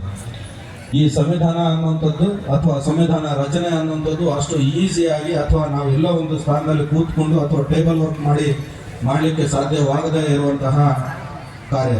ಅದರಲ್ಲಿ ಭಾರತ ಸ್ವತಂತ್ರ ಆದ ನಂತರ ಸಾಕಷ್ಟು ವಿಷಯಗಳು ನಮ್ಮ ದೇಶಕ್ಕೆ ಬೇಕಾಗಿರುವಂಥದ್ದು, ನಮ್ಮ ದೇಶದ ಪ್ರತಿಯೊಬ್ಬ ನಾಗರಿಕನಿಗೂ ಸಹ ಸಮಾನತೆಯನ್ನು ಹಾಗೂ ಸ್ವಾತಂತ್ರ್ಯವನ್ನು ಮತ್ತು ಭ್ರಾತೃತ್ವ ಮನೋಭಾವನೆಗಳನ್ನು ಬೆಳೆಸುವಂತಹ ಅಪಾರವಾದಂತಹ ಒಂದು ಕಾನೂನು ವ್ಯವಸ್ಥೆಯನ್ನು ರಚನೆ ಮಾಡಬೇಕು ಅನ್ನುವಂಥ ಹಿನ್ನೆಲೆಯಲ್ಲಿ ಸಾಕಷ್ಟು ಸಮಿತಿಗಳನ್ನು ರಚನೆ ಆಗ್ತದೆ, ಸಂವಿಧಾನ ಸಮಿತಿ ರಚನೆ ಆಗ್ತದೆ. ಅದಕ್ಕೆ ಕರಡು ಸಂವಿಧಾನ ರಚನಾ ಸಮಿತಿಯನ್ನು ರಚನೆ ಮಾಡಲಾಗ್ತದೆ. ಅದಕ್ಕೆ ಬಾಬಾ ಸಾಹೇಬ್ ಅಂಬೇಡ್ಕರ್ ಅವರು ಅಧ್ಯಕ್ಷರಾಗಿ ಆಯ್ಕೆ ಆಗ್ತಾರೆ. ಬಾಬಾ ಸಾಹೇಬ್ ಅಂಬೇಡ್ಕರ್ ಅವರು ಇದನ್ನ ಕೇವಲ ಒಂದತ್ರ ಕೂತ್ಬಿಟ್ಟು ಇದನ್ನ ಅಥವಾ ಅಲ್ಪ ಜ್ಞಾನದಲ್ಲಿ ಇದನ್ನ ಬರೀಲಿಕ್ಕೆ ಸಾಧ್ಯವಾಗದಲೇ ಇರುವಂತಹ ವಿಷಯ. ಅವರಿಗೆ ಇದ್ದಂತಹ ಅಪಾರವಾದಂತಹ ಜ್ಞಾನ, ಅಪಾರವಾದಂತಹ ಅನುಭವ ಹಾಗೂ ತಾವು ಅನುಭವಿಸಿದಂತಹ ಎಲ್ಲ ಕಷ್ಟ ಸುಖಗಳನ್ನು ಸಂಯೋಜನೆಗೊಂಡು ನಮಗೆ ಸಂವಿಧಾನ ರಚನೆಗೆ ಅವರು ಮುಂದಾಗ್ತಾರೆ. ಹಾಗೆ ನಾವು ಸಂವಿಧಾನ ರಚನೆ ಕೇವಲ ನಮ್ಮ ದೇಶವನ್ನು ಮಾತ್ರ ಅಧ್ಯಯನ ಮಾಡಿ ಅಥವಾ ಎಲ್ಲೋ 2-3 ಪ್ರಾಂತ್ಯಗಳನ್ನು ಪರಿಶೀಲನೆ ಮಾಡಿ ಈ ಸಂವಿಧಾನವನ್ನು ರಚನೆ ಮಾಡಿಲ್ಲ. ಆ ಸಂವಿಧಾನವನ್ನು ರಚನೆ ಮಾಡುವುದಕ್ಕೂ ಮುಂಚೆ ಭಾರತ ದೇಶದ ತಜ್ಞರು ಬ್ರಿಟನ್, ಅಮೆರಿಕ, ಜರ್ಮನ್, ಐರ್ಲೆಂಡ್ ಹಾಗೆ ಕೆನಡಾದಂಥ, ಸೌತ್ ಆಫ್ರಿಕಾದಂಥ ರಾಷ್ಟ್ರಗಳಲ್ಲೂ ಸಹ ಸಂಚರಿಸಿ ಅಲ್ಲಿ ಇರುವಂತಹ ಕಾನೂನು ವ್ಯವಸ್ಥೆಗಳನ್ನು, ಅಲ್ಲಿರುವಂತಹ ಅಭಿವ್ಯಕ್ತಿ ಸ್ವಾತಂತ್ರ್ಯಗಳನ್ನು ಅಥವಾ ಅಲ್ಲಿರುವಂತಹ ಕೆಲವು ನಮ್ಮ ದೇಶಕ್ಕೆ ಅನಿವಾರ್ಯವಾಗಿರುವಂತಹ ತತ್ವಗಳನ್ನು ಅಳವಡಿಸಿಕೊಳ್ಳುವುದರ ಮೂಲಕ ನಮ್ಮ ದೇಶದ ಸಮಸ್ತ ನಾಗರಿಕರಿಗೂ ಸಹ ಅನ್ವಯವಾಗುವಂತಹ ಒಂದು ಸುದೀರ್ಘ ಸಂವಿಧಾನವನ್ನು ರಚನೆ ಮಾಡುವ ಕಾರ್ಯಕ್ಕೆ ಕೈ ಹಾಕ್ತಾರೆ. ಆ ನಿಟ್ಟಿನಲ್ಲಿ ಅಂಬೇಡ್ಕರ್ ಸಾಹೇಬ್ ಅವರ ಸಹಯೋಗಿಗಳಾಗಿ ನಮಗೆ ತಜ್ಞರಾದಂತಹ ಅಲ್ಲಾಡಿ ಕೃಷ್ಣಸ್ವಾಮಿ ಅವರು ಹಾಗೂ ಬೆಣಗಲ್ ನರಸಿಂಗರಾವ್ ಅವರು ಸಹ ಈ ಸಂವಿಧಾನ ರಚನಾ ಸಮಿತಿಯಲ್ಲಿ ಇದ್ದಂತಹ ಮಹಾನ್ ನಾಯಕರುಗಳಾಗಿ ಹಾಗೂ ಆ ಜೊತೆಗೆ ಬಾಬಾ ಸಾಹೇಬ್ ಅಂಬೇಡ್ಕರ್ ಅವರಿಗೆ ಸಹಕಾರವನ್ನು ನೀಡಿದಂತಹ ಸಮಸ್ತ ಮಹಾನ್ ನಾಯಕರುಗಳಿಗೆ ನಾವೆಲ್ಲರೂ ಸಹ ಸ್ಮರಿಸಿ ಇವತ್ತು ಗೌರವ ಸಮರ್ಪಣೆ ಮಾಡಬೇಕಾದಂತಹ ದಿನ. ನಾವೆಲ್ಲ ನಮ್ಮ ಸಂವಿಧಾನವನ್ನು ಕೇವಲ ನಮಗೆ ಒದಗಿರುವಂತಹ ಮೂಲಭೂತ ಹಕ್ಕುಗಳ ಬಗ್ಗೆ ನಾವು ವಿಶೇಷವಾಗಿ ಗಮನವನ್ನು ಹರಿಸ್ತಾ ಇದ್ದಾವೆ. ನಮಗೆ ಸ್ವಾತಂತ್ರ್ಯ ಮತ್ತು ಅಭಿವ್ಯಕ್ತಿ ಮತ್ತು ಸಮಾನತೆ ಬಗ್ಗೆ ನಾವು ಖಂಡಿತವಾಗ್ಲೂ ಸಹ ಚರ್ಚಿಸುವ ಹಕ್ಕನ್ನು ಸ್ವಾತಂತ್ರ್ಯ ಸಂವಿಧಾನ ನಮಗೆ ಒದಗಿಸಿಕೊಟ್ಟಿದೆ. ಅದರ ಜೊತೆಗೆ ನಮಗೆ ಕರ್ತವ್ಯಗಳನ್ನು ಸಹ ಸಂವಿಧಾನ ನಮ್ಮಲ್ಲಿ ಖಾತ್ರಿಗೊಳಿಸಿದೆ. ಭಾರತದ ಪ್ರಜೆಗಳಾದ ನಾವೆಲ್ಲರೂ ಸಹ ನಮ್ಮ ಮೂಲಭೂತ ಹಕ್ಕು, ರಾಜಕೀಯ ಹಕ್ಕು ಹಾಗೂ ನಮ್ಮ ಸ್ವಾತಂತ್ರ್ಯವನ್ನು ನಾವು ಬೇಡುವಾಗ ನಮ್ಮ ಮೂಲಭೂತ ಕರ್ತವ್ಯಗಳನ್ನು ಸಹ ನಾವೆಲ್ಲರೂ ಸೇರಿ ಪಾಲಿಸಿದಾಗ ಮಾತ್ರ ಬಾಬಾ ಸಾಹೇಬ್ ಅಂಬೇಡ್ಕರ್ ಅವರು ಕಂಡಂತಹ ಸದೃಢ ಭಾರತ ನಿರ್ಮಾಣಕ್ಕೆ ನಾಂದಿ ಆಗ್ತದೆ. ಎಲ್ಲಿವರೆಗೂ ನಾವು ಕೇವಲ ನಮ್ಮ ಹಕ್ಕು, ಸ್ವಾತಂತ್ರ್ಯ, ಅವಿಭಕ್ತ ಬಗ್ಗೆನೇ ಮಾತಾಡ್ತಾ ನಮ್ಮ ಮೂಲಭೂತ ಕರ್ತವ್ಯಗಳನ್ನು ಮರೆತು ಹೋಗ್ತವೆ, ಅಲ್ಲಿವರೆಗೂ ಅಂಬೇಡ್ಕರ್ ಅವರ ಕನಸು ನನಸಾಗಲಿಕ್ಕೆ ಕಷ್ಟ ಸಾಧ್ಯ ಆಗ್ತದೆ ಅಂತ ಹೇಳ್ಬಿಟ್ಟು ತಮ್ಮೆಲ್ಲರಿಗೂ ಕರೆ ನೀಡ್ತಾ, ನಾವೆಲ್ಲ ಯುವಕರು ತಾವೆಲ್ಲರೂ ಸಹ ಇನ್ನು ಭಾರತದ ಭವಿಷ್ಯವಾಗಿದ್ದು ತಾವೆಲ್ಲರೂ ಸಹ ದೇಶದ ಒಳಿತಿಗಾಗಿ ನಮ್ಮ ಕರ್ತವ್ಯಗಳನ್ನು ಪಾಲಿಸುವುದರ ಜೊತೆಗೆ ನಮ್ಮ ಸಂವಿಧಾನದಲ್ಲಿ ಅಂಬೇಡ್ಕರ್ ಅವರು ಸಾಕಷ್ಟು ತತ್ವಗಳನ್ನು ಸಹ ಅಳವಡಿಸ್ಕೊಂಡಿದ್ದಾರೆ. ಅದರಲ್ಲಿ ವಿಶೇಷವಾಗಿ ನಮಗೆ ಮಹಾತ್ಮ ಗಾಂಧೀಜಿ ಅವರ ತತ್ವಗಳನ್ನು ಇದ್ದಾವೆ, ಸಮಾನತಾ ತತ್ವಗಳು. ಆ ಥರ ತತ್ವಗಳಲ್ಲಿ 2 ವಿಷಯನ ನಾನು ತಮ್ಮಲ್ಲಿ ಪ್ರಸ್ತಾಪ ಮಾಡಲಿಕ್ಕೆ ಇಷ್ಟಪಡ್ತೇನೆ. ಅಂಬೇಡ್ಕರ್ ಅವರು ಗಾಂಧೀಜಿ ಅವರ ತತ್ವಗಳಲ್ಲಿ ವಿವರಣೆ ಮಾಡ್ತಾ ಹೋಗ್ತಾರೆ. ಗಾಂಧೀಜಿ ಅವರು ಏನನ್ನ ಕನಸಾಗಿ ಕಂಡಿದ್ರು ಅಂತಂತಂದ್ರೆ ನಮ್ಮ ದೇಶವನ್ನು ರಾಮರಾಜ್ಯವಾಗಿ ನಿರ್ಮಾಣ ಮಾಡುವಂತಹ ಕನಸನ್ನು ಕಂಡಿದ್ರು. ಆ ತತ್ವಗಳನ್ನು ನಮ್ಮ ಸಂವಿಧಾನದಲ್ಲಿ ಅಳವಡಿಸಿಕೊಳ್ಳಲಾಗಿದೆ. ಯಾಕೆ ಅಂತಂದ್ರೆ ಭಾರತದ ಪ್ರತಿಯೊಬ್ಬ ಪ್ರಜೆಗಳಲ್ಲೂ ಸಹ ಸಮಾನತೆ, ಸ್ವಾತಂತ್ರ್ಯ ಮತ್ತು ಕರ್ತವ್ಯಗಳ ನಿಷ್ಠೆ ನಮ್ಮಲ್ಲಿ ಬೆಳೆದ್ರೆ ಖಂಡಿತವಾಗ್ಲೂ ಸಹ ನಾವು ಒಂದು ಶೈಕ್ಷಣಿಕ ಮತ್ತು ಸಮೃದ್ಧ ರಾಷ್ಟ್ರವನ್ನು ನಿರ್ಮಾಣ ಮಾಡಲಿಕ್ಕೆ ಹಾಗೂ ರಾಮರಾಜ್ಯವನ್ನು ಕಲ್ಪನೆ ಮಾಡ್ಕೊಳ್ಳಲಿಕ್ಕೆ ಸಾಧ್ಯ ಅಂತ ಹೇಳ್ಬಿಟ್ಟು ಮಹಾತ್ಮ ಗಾಂಧೀಜಿಯವರ ತತ್ವಗಳನ್ನು ಅಳವಡಿಸಿದ್ದಾರೆ. ಹಾಗೆ ಭಾರತದ ಪ್ರತಿಯೊಬ್ಬ ಪ್ರಜೆಗಳಿಗೂ ಸಹ ಅನ್ಎಂಪ್ಲಾಯ್ಡ್ ಅಂದರೆ ನಮ್ಮ ನಿರುದ್ಯೋಗದಿಂದ ಬಳಲಬಾರದು ಅನ್ನೋ ಕಾರಣಕ್ಕೆ ಗಾಂಧೀಜಿಯವರು ಹೇಳ್ತಾರೆ ಸೆಲ್ಫ್ ಎಂಪ್ಲಾಯ್ಮೆಂಟ್ ಅಂತ ಹೇಳ್ಬಿಟ್ಟು. ಆ ತತ್ವಗಳನ್ನು ಸಹ ನಮ್ಮ ಸಂವಿಧಾನದಲ್ಲಿ ಅಳವಡಿಸಿಕೊಳ್ಳಲಾಗಿದೆ. ನಾವೆಲ್ಲರೂ ಕೇವಲ ಸರ್ಕಾರಿ ಹುದ್ದೆ ಅಥವಾ ಯಾರೋ ಕರೆದು ನಮಗೆ ಹುದ್ದೆ ಕೊಡಲಿ ಅಂತ ನಾವು ವೆಯ್ಟ್ ಮಾಡಿದ್ರೆ ನಮ್ಮಲ್ಲಿ ನಾವೇ ನಮ್ಮ ವ್ಯಕ್ತಿತ್ವ ಮತ್ತು ನಮ್ಮ ಶಕ್ತಿಯಿಂದಲೇ ನಾವು ನಮ್ಮ ಉದ್ಯೋಗಗಳನ್ನು ಹುಡುಕಿಕೊಳ್ಳುವಂಥದ್ದು. ನಮ್ಮ ಜ್ಞಾನಕ್ಕೆ ತಕ್ಕಂತಹ ಸೆಲ್ಫ್ ಎಂಪ್ಲಾಯ್ಮೆಂಟ್ ಯಾರ ಮೇಲೂ ಸಹ ನಾವು ಅವಲಂಬಿತರಾಗದೆ ನಮ್ಮ ಜೀವನವನ್ನು ನಾವೇ ನಡೆಸುವಷ್ಟು ಸಮರ್ಥರಾಗಿ ದುಡಿಯುವಷ್ಟು ನಮ್ಮ ಸೆಲ್ಫ್ ಎಂಪ್ಲಾಯ್ಮೆಂಟನ್ನು ನಾವೇ ರೂಪಿಸಿಕೊಳ್ಳುವಂತಹದ್ದು. ಹಾಗೆ ನಮಗೆ ಇಚ್ಛೆ ಇರುವಂತಹ ಶಿಕ್ಷಣವನ್ನು ಪಡೆಯುವಂತಹ ಶೈಕ್ಷಣಿಕ ಹಕ್ಕನ್ನು ಸಹ ಇದರಲ್ಲಿ ಸಾಧಿಸೋದ್ರ ಮೂಲಕ ಗಾಂಧೀಜಿಯವರ ತತ್ವಗಳನ್ನು ಅಳವಡಿಸಿ ನಮ್ಮ ಭಾರತೀಯ ಪ್ರಜೆಗಳಿಗೆ ಒದಗಿಸಿಕೊಡಿದ್ದಾರೆ. ಸೊ ಆ ನಿಟ್ಟಿನಲ್ಲಿ ಎಲ್ಲ ಯುವಕರಲ್ಲಿ ನಾನು ವಿನಂತಿಸೋದೇನಂತಂದರೆ ಈ ಶುಭ ದಿನದ ಅಂಗವಾಗಿ ನಾವೆಲ್ಲರೂ ಸಹ ಕೇವಲ ಹೀಗೇನೆ ಬದುಕಬೇಕು ಅನ್ನೋದಕ್ಕಿಂತ ವಿಶೇಷವಾಗಿ ನಮ್ಮಲ್ಲಿರುವ ಜ್ಞಾನ ಮತ್ತು ನಮ್ಮಲ್ಲಿರುವಂತಹ ಶೈಕ್ಷಣಿಕ ಶಕ್ತಿಯನ್ನು ಬಳಸಿಕೊಂಡು ನಾವೇ ನಮ್ಮ ಸ್ವ ಇಚ್ಛೆಯಿಂದ ಹಾಗೂ ನಮ್ಮ ಸ್ವಂತ ಕಾಲ ಮೇಲೆ ನಾವೇ ನಿಲ್ಲುವಷ್ಟು ಸಮರ್ಥರಾಗಿ ನಾವು ಬೆಳೆದ್ರೆ ಖಂಡಿತವಾಗ್ಲೂ ಸಹ ನಿರುದ್ಯೋಗ ಸಮಸ್ಯೆಯನ್ನು ಬಗೆಹರಿಸ್ಕೊಳ್ಬೋದು ಅಂತ ಹೇಳ್ಬಿಟ್ಟು ನಮ್ಮೆಲ್ಲರಿಗೂ ಕರೆ ನೀಡ್ತಾ, ನಮ್ಮ ಸಂವಿಧಾನ ಎಲ್ಲ ಕಾನೂನುಗಳಿಗಿಂತಲೂ ಸಹ ದೊಡ್ಡದಾದ ಒಂದು ಕಾನೂನು ವ್ಯವಸ್ಥೆ. ಅಂದರೆ ನಮ್ಮನ್ನು ಆಳಬೇಕಾದಂತಹ ಸರ್ಕಾರವೂ ಸಹ ಯಾವ ರೀತಿ ಕಾನೂನುಗಳನ್ನು ರಚನೆ ಮಾಡಬೇಕು, ಆ ಕಾನೂನುಗಳು ಹೇಗಿರಬೇಕು ಅನ್ನೋದಕ್ಕೆ ಒಂದು ವ್ಯವಸ್ಥೆಯನ್ನು ಹಾಗೂ ಒಂದು ಚೌಕಟ್ಟನ್ನು ಕೊಟ್ಟಿರುವಂಥದ್ದೇ ನಮ್ಮ ಸಂವಿಧಾನ. ಇದು ನಮ್ಮ ಸಂವಿಧಾನದ ವಿಶೇಷ. ಹಾಗೆ ನಮ್ಮಲ್ಲಿ ಏನು ಸರ್ಕಾರಗಳಿದ್ದಾವೆ ಆ ಸರ್ಕಾರಗಳಿಗೆ ಕಾರ್ಯಾಂಗ, ನ್ಯಾಯಾಂಗ ಮತ್ತು ಶಾಸಕಾಂಗಗಳನ್ನು ಒದಗಿಸಿಕೊಡುವುದರ ಜೊತೆಗೆ ಅವುಗಳಿಗೆ ಇರುವಂತಹ ಜವಾಬ್ದಾರಿ, ಅವುಗಳ ಅಧಿಕಾರ ವ್ಯಾಪ್ತಿಯನ್ನು ಸಹ ನಿರ್ದಿಷ್ಟಪಡಿಸಿದೆ. ಯಾವುದೇ ಅಂಗ ಆಗಲಿ, ಯಾವುದೇ ಸರ್ಕಾರದಲ್ಲಿ ಪ್ರಜಾಪ್ರಭುತ್ವ ವ್ಯವಸ್ಥೆಯಲ್ಲಿ ಅದು ಸಂವಿಧಾನವನ್ನು ಮೀರಿರಬಾರದು ಅನ್ನುವಂತಹ ಒಂದು ಜವಾಬ್ದಾರಿ ಹಾಗೂ ಚೌಕಟ್ಟನ್ನು ನಿರ್ಮಾಣ ಮಾಡುವುದರ ಮೂಲಕ ಪ್ರತಿಯೊಬ್ಬ ಪ್ರಜೆಗಳಿಗೆ ಸ್ವತಂತ್ರವಾಗಿ ಹಾಗೂ ಮುಕ್ತವಾಗಿ ಜೀವಿಸುವಂತಹ ಹಾಗೂ ಕಾನೂನುಬದ್ಧ ಜೀವನವನ್ನು ನಡೆಸಲಿಕ್ಕೆ ಅವಕಾಶವನ್ನು ಕಲ್ಪಿಸಿಕೊಡೋದು. ಹಾಗೆ ನಮ್ಮ ಸಂವಿಧಾನದ ವಿಶೇಷತೆಗಳನ್ನು ನಾವು ನೋಡ್ತಾ ಹೋದರೆ ಪ್ರಪಂಚಕ್ಕೆ ಮಾದರಿಯಾದಂತಹ ಅತಿ ದೊಡ್ಡ ಲಿಖಿತ ಸಂವಿಧಾನ ಅಂತ ಹೇಳ್ಬಿಟ್ಟು ಹೇಳ್ಕೊಳ್ಳಿಕ್ಕೆ ನಮಗೆ ಹೆಮ್ಮೆ ಅನಿಸ್ತದೆ. ಸೊ ಹಾಗಾಗಿ ಎಲ್ಲ ನಮ್ಮ ವಿದೇಶಗಳಲ್ಲಿ ಇರುವಂತಹ ಸಂವಿಧಾನಗಳಲ್ಲಿ ಸಾಕಷ್ಟು ಆಡಳಿತ ವ್ಯವಸ್ಥೆಗಳಿದೆ. ರಾಜಪ್ರಭುತ್ವ ಇದೆ, ಸರ್ವಾಧಿಕಾರತ್ವ ಇದೆ, ಕಮ್ಯುನಿಸಂ ಇದ್ದಾರೆ. ಈ ಥರದ ಎಲ್ಲ ಥರದ ಆಡಳಿತ ವ್ಯವಸ್ಥೆಗಳಿದ್ದಾಗ್ಯೂ ಸಹ ನಮ್ಮ ದೇಶದ ನಾಯಕರುಗಳು ನಮ್ಮ ದೇಶಕ್ಕೆ ಪ್ರಜಾಪ್ರಭುತ್ವ ವ್ಯವಸ್ಥೆಯನ್ನೇ ಅಳವಡಿಸಿಕೊಂಡಿದ್ದಾರೆ. ಯಾಕೆ ಅಂತಂದರೆ ಪ್ರಜಾಪ್ರಭುತ್ವ ಅಂತ ಹೇಳಿದ್ರೆ ನಮಗೆ ಪ್ರಜೆಗಳಿಂದ ಪ್ರಜೆಗಳಿಗಾಗಿ ಪ್ರಜೆಗಳಿಗೋಸ್ಕರನೇ ರಚನೆ ಆದಂತಹ ಸರ್ಕಾರ ಇಲ್ಲಿ ಆಡಳಿತ ವ್ಯವಸ್ಥೆಯನ್ನು ಪ್ರಜೆಗಳೇ ಆಯ್ಕೆ ಮಾಡಿಕೊಳ್ಬೇಕು, ಪ್ರಜೆಗಳ ಆಯ್ಕೆಯಂತೆಯೇ ರಾಜನ ಇರಬೇಕು ಅನ್ನುವಂತಹ ಉದ್ದೇಶದಿಂದ ಇಲ್ಲಿ ಪ್ರಜಾಪ್ರಭುತ್ವ ವ್ಯವಸ್ಥೆಯನ್ನು ಅಳವಡಿಸಿಕೊಂಡು ಪ್ರಪಂಚಕ್ಕೆ ಅತಿ ದೊಡ್ಡವಾದ ಸಂವಿಧಾನವನ್ನು ರಚನೆ ಮಾಡುವುದರ ಮೂಲಕ ನಮ್ಮ ಎಲ್ಲರಿಗೂ ಸಹ ರಕ್ಷಣೆಯನ್ನಾಗಿ ನೀಡಿದ್ದಾರೆ. ಸೊ ಈ ನಿಟ್ಟಿನಲ್ಲಿ ಈ ವಿಶೇಷ ದಿನದಂದು ನಾವು ಕೇವಲ ಈ ಆಚರಣೆಯನ್ನು ಮಾಡೋದ್ರ ಮೂಲಕ ಆಗಲೇ ಉಪನ್ಯಾಸದಲ್ಲಿ ಹೇಳ್ತಾ ಇದ್ರು 2015 ಅಕ್ಟೋಬರ್ 19ಕ್ಕಿಂತ ಮುಂಚೆ ನಮ್ಮಲ್ಲಿ ಸಂವಿಧಾನ ದಿನಾಚರಣೆ ಅನ್ನೋದು ಇರಲಿಲ್ಲ. ಆ ನಂತರದಲ್ಲೇ ನಮಗೆ ಬಂದಿರುವಂಥದ್ದು. ಆ ನಂತರದಲ್ಲಿ ಈಗ ದಶಕಗಳ ಮುಗಿದಾಗಿದ್ರೂ ಸಹ ನಮ್ಮಲ್ಲಿ ಇದರ ಬಗ್ಗೆ ತಿಳಿಯುವಂತಹ ಸಾಮರ್ಥ್ಯ, ತಿಳಿಸುವಂತಹ ಜಾಗೃತಿ ಮೂಡಿಸುವಂತಹ ಕಾರ್ಯಗಳು ಇನ್ನೂ ಹೆಚ್ಚಾಗಿ ಆಗಲಿ. ನಾವೆಲ್ಲ ಮಕ್ಕಳಲ್ಲೂ ಸಹ ವಿನಂತಿಸುವುದೇನಂತಂದ್ರೆ, ನೀವು ಒಬ್ಬ ಬದಲಾವಣೆಯನ್ನು ಮಾಡಬೇಕು ಅಂತ ಹೇಳ್ಬಿಟ್ಟು ಪ್ರಯತ್ನ ಮಾಡಿದರೆ ಖಂಡಿತ ಒಂದು ಸಮುದಾಯವನ್ನೇ ಬದಲಾವಣೆ ಮಾಡುವಂತಹ ಶಕ್ತಿ ನಿಮ್ಮೆಲ್ಲರಲ್ಲೂ ಇದೆ.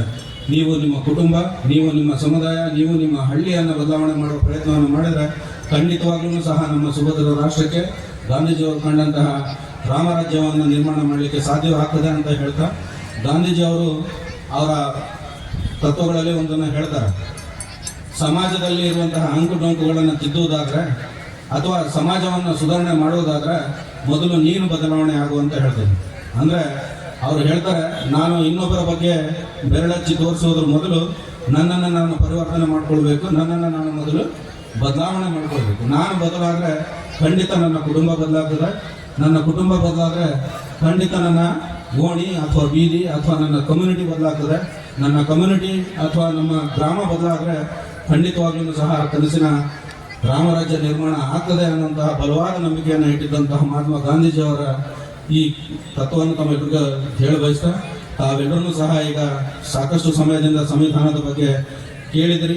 ಸಂವಿಧಾನವನ್ನು ಸಮರ್ಪಿಸಿಕೊಂಡಂತಹ ಈ ದಿನ ತಾವೆಲ್ಲರೂ ಸಹ ನೀವು ನಿಮ್ಮ ಕುಟುಂಬದ ಜೊತೆಗೆ ಇನ್ನು ಇತರರಿಗೂ ಸಹ ಈ ಜಾಗೃತಿಯನ್ನು ಮೂಡಿಸುವುದರ ಜೊತೆಗೆ ನಮ್ಮ ಹಕ್ಕುಗಳನ್ನು ನಾವು ಅನುಭವಿಸುತ್ತಾ, ಸ್ವಾತಂತ್ರ್ಯವನ್ನು ನಾವು ಪಡೆಯುತ್ತಾ, ನಮ್ಮ ಕರ್ತವ್ಯಗಳನ್ನು ಸಹ ಅಷ್ಟೇ ನಿಷ್ಠೆಯಿಂದ ಪಾಲಿಸೋಣ.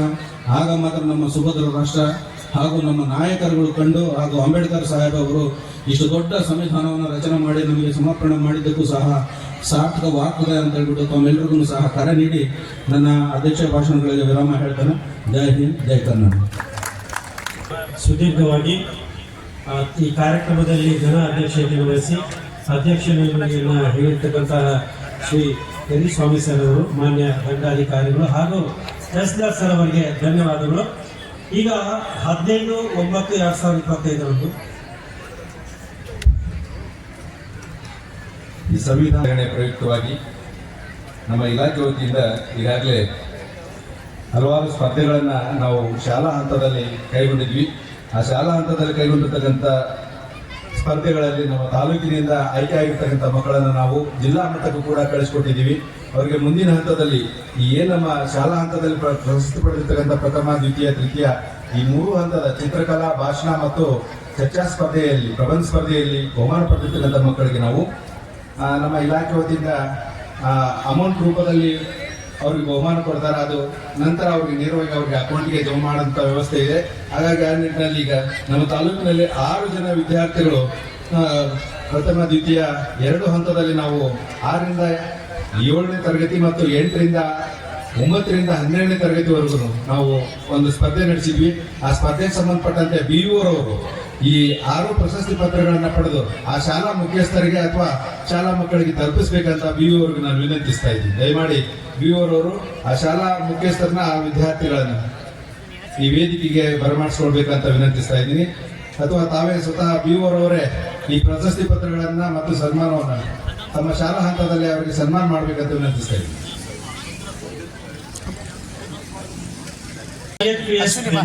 ಆ ವಿದ್ಯಾರ್ಥಿನಿ ವೇದಿಕೆಗೆ ಬರಬೇಕು. ಅದೇ ರೀತಿಗೆ ಕುಮಾರ್ ವಿನಾಯಕ್ ಲಿಂಶೆಟ್ಟರ್ ಆದರ್ಶ ವಿದ್ಯಾಲಯ ರಾಟಿ ಕೋಡ್ರಳ್ಳಿ ದ್ವಿತೀಯ ಸ್ಥಾನವನ್ನ ಪಡೆದಿರ್ತಾರೆ, ಅವರು ಕೂಡ ವೇದಿಕೆಗೆ ಬರಬೇಕು.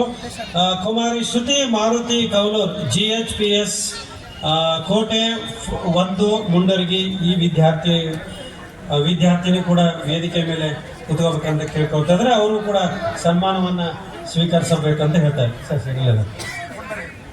ಸೇರಿಲ್ಲದಪ್ಪ ವಿದ್ಯಾರ್ಥಿಗಳು ಪ್ರೋತ್ಸಾಹಕವಾಗಿ ಚಪ್ಪಾಳೆ ಮುಖಾಂತರ ಅವ್ರಿಗೆ ಪ್ರೋತ್ಸಾಹವನ್ನು ನೀಡಬೇಕು. ಇದು ನನ್ನ ಮತ ನನ್ನ ಹಕ್ಕು ಎಂಬ ಒಂದು ಚಿತ್ರಕಾರ ಸ್ಪರ್ಧೆಯಲ್ಲಿ ಪ್ರಥಮ ದ್ವಿತೀಯ ತೃತೀಯ ಸ್ಥಾನವನ್ನು ಗಳಿಸಿರ್ತಕ್ಕಂಥ 6ರಿಂದ 8ನೇ ತರಗತಿ ವಿಭಾಗದ ವಿದ್ಯಾರ್ಥಿಗಳು.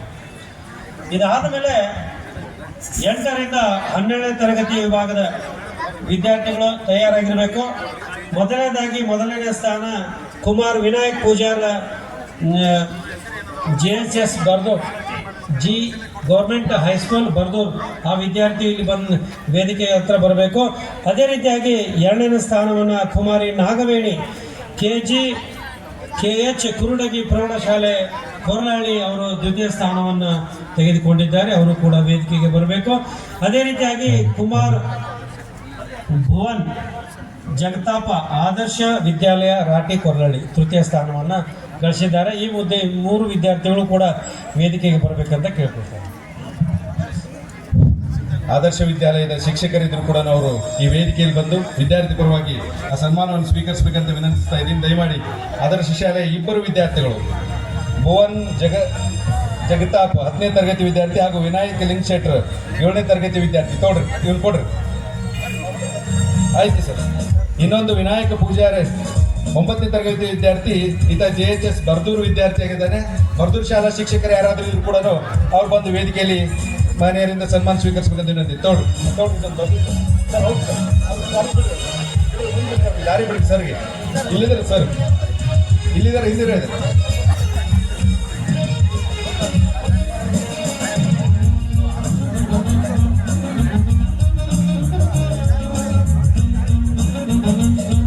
ಆ ಶಾಲೆಯ ಶಿಕ್ಷಕರಿಗೆ ದಯಮಾಡಿ ಜಾಗ ಕಲ್ಪಿಸಿಕೊಡ್ಬೇಕು. ಬರ್ದೂರು ಶಾಲೆಯ ಸಹ ಶಿಕ್ಷಕರು, ಅದೇ ರೀತಿಯಾಗಿ ಕೊರಳಹಳ್ಳಿ ಆದರ್ಶ ಶಾಲೆಯ ಸಹ ಶಿಕ್ಷಕರು ಕೂಡ ಮುಂದೆ ಹೋಗಿ ಆ ವಿದ್ಯಾರ್ಥಿಗಳ ಪರವಾಗಿ ನೀವು ಪ್ರಶಸ್ತಿಯನ್ನು ಸ್ವೀಕಾರ ಮಾಡಬೇಕು. ದಯಮಾಡಿ ಅಲ್ಲಿ ಮುಂದಿರೋರು ಅವಕಾಶ ಮಾಡಿಕೊಡ್ಬೇಕು. ದಯಮಾಡಿ ಈಗಾಗಲೇ ಸನ್ಮಾನ ಸ್ವೀಕರಿಸಿದವರು ಆದರ್ಶ ಶಾಲೆಯ 2 ಶಿಕ್ಷಕರು ಮತ್ತು ಬರ್ದೂರು ಶಾಲೆ ಶಿಕ್ಷಕರು ಕೂಡ ಇದ್ದಾರೆ. ಅವ್ರಿಗೂ ಕೂಡ ವೇದಿಕೆ ಮುಖಾಂತರ ಸನ್ಮಾನಿಸಿ ಆ ವಿದ್ಯಾರ್ಥಿಗಳಿಗೆ ಶಿಕ್ಷಕರು ಇದಾದ ಮೇಲೆ ದಯಮಾಡಿ ಯಾರು ಕೂಡ ಹೋಗಬಾರ್ದು ವಿದ್ಯಾರ್ಥಿಗಳು. ಇದಾದ ಕೊನೆಯಲ್ಲಿ ರಾಷ್ಟ್ರಗೀತೆಯಿಂದ ಕಾರ್ಯಕ್ರಮ ಮುಕ್ತಾಯವಾಗ್ತಾ ಇದೆ. ದಯಮಾಡಿ ಅಲ್ಲಿರ್ತಕ್ಕಂಥ ವಿದ್ಯಾರ್ಥಿನವರೆಲ್ಲರೂ ಕೂಡ ವೇದಿಕೆ ಮುಂಭಾಗದಲ್ಲಿ ಬರಬೇಕು. ಇದಾದ ಮೇಲೆ ಹೇಳುವ ಮುಖಾಂತರವಾಗಿ ಮುಕ್ತಾಯಗೊಳ್ಳಲಿದೆ. ಹಾಗಾಗಿ ಅಲ್ಲಿರ್ತಕ್ಕಂಥ ವಿದ್ಯಾರ್ಥಿಗಳು ದಯಮಾಡಿ ಮುಂಭಾಗದಲ್ಲಿ ಬರಬೇಕು. ದಯಮಾಡಿ ಆ ಶಾಲೆಯ ಶಿಕ್ಷಕರು ನಿಮ್ಮ ವಿದ್ಯಾರ್ಥಿಗಳನ್ನ ಇಲ್ಲಿ ವೇದಿಕೆ ಮುಂಭಾಗದಲ್ಲಿ ರಾಷ್ಟ್ರಗೀತೆ ಹೇಳುವ ಮುಖಾಂತರವಾಗಿ ಕಾರ್ಯಕ್ರಮ ಕೊನೆಗೊಳ್ಳಲಿದೆ. ಅಲ್ಲಿರ್ತಕ್ಕಂಥ ವಿದ್ಯಾರ್ಥಿಗಳು ವೇದಿಕೆ ಮುಂಭಾಗದಲ್ಲಿ ಬಂದು ಬರಬೇಕಂತ ಕೇಳ್ಕೊಳ್ತಾ ಇದ್ದಾರೆ.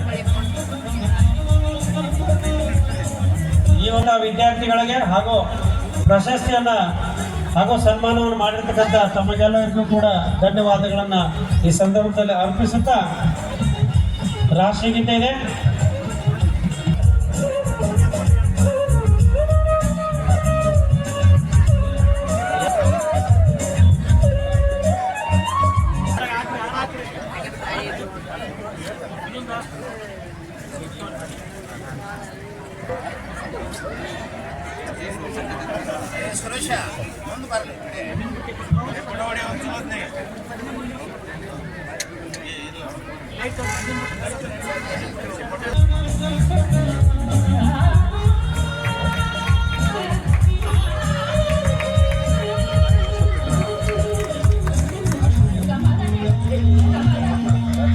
ಈಗ ಕೊನೆಯದಾಗಿ ರಾಷ್ಟ್ರಗೀತೆಯಿಂದ ಕಾರ್ಯಕ್ರಮ ಮುಕ್ತಾಯ.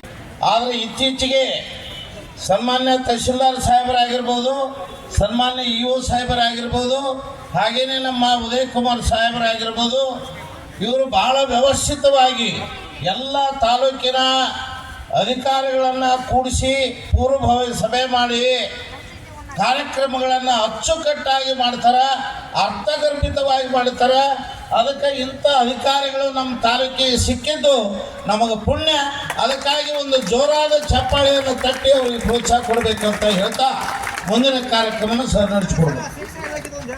ಇಲಾಖೆಯವರು ಕೂಡ ನಮ್ಮ ಸಾಹೇಬರು ಇನ್ಚಾರ್ಜ್ ಇದ್ರು ಕೂಡ ಈಗ ನಮ್ಮೆಲ್ಲ ಕಾಲೇಜು ಹೈಸ್ಕೂಲು ಎಲ್ಲ ವಿದ್ಯಾರ್ಥಿಗಳನ್ನು ಕರೆದುಕೊಂಡು ಆ ಎಲ್ಲ ಶಿಕ್ಷಕ ವೃಂದವನ್ನು ಕರೆದುಕೊಂಡು ಈ ಒಂದು ಮೆರವಣಿಗೆಗೆ ವಿಶೇಷ ಮೆರಗನ್ನು ತಂದದಕ್ಕೆ ನಮ್ಮ ಕ್ಷೇತ್ರ ಶಿಕ್ಷಣಾಧಿಕಾರಿಗಳು ಕೂಡ ತಮ್ಮೆಲ್ಲರ ಪರವಾಗಿ ಜೋರಾದ ಒಂದು ಚಪ್ಪಾಳೆಯನ್ನು ತಟ್ಟು ಗೌರವಿಸೋಣ.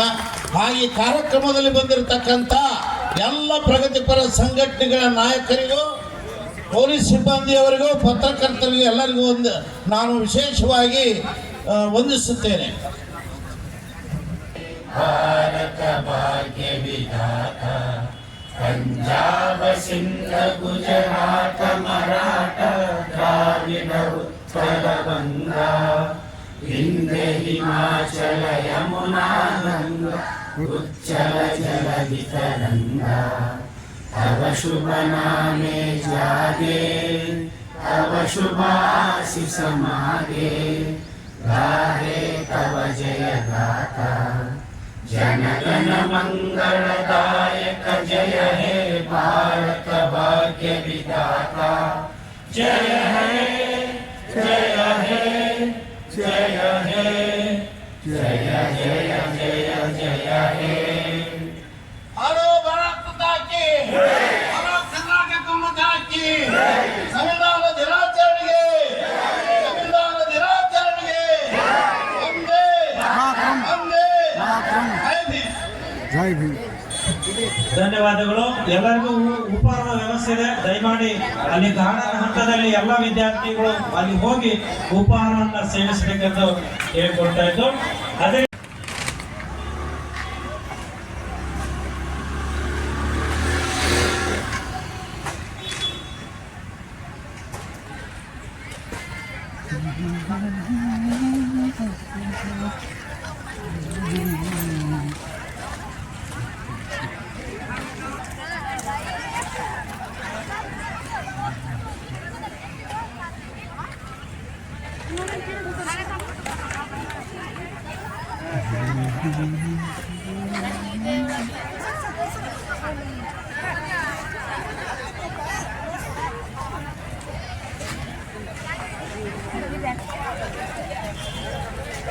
ನಿಮ್ದು ಏನರ ಸಾಲಕ್ಕೆ ನಿಲ್ರಿ ಒಟ್ಟು ಸ್ವಲ್ಪ ನಿಲ್ರಿಪ್ಪ, ಈ ಕಡೆ ನಿಲ್ರಿ. ಓಕೆ.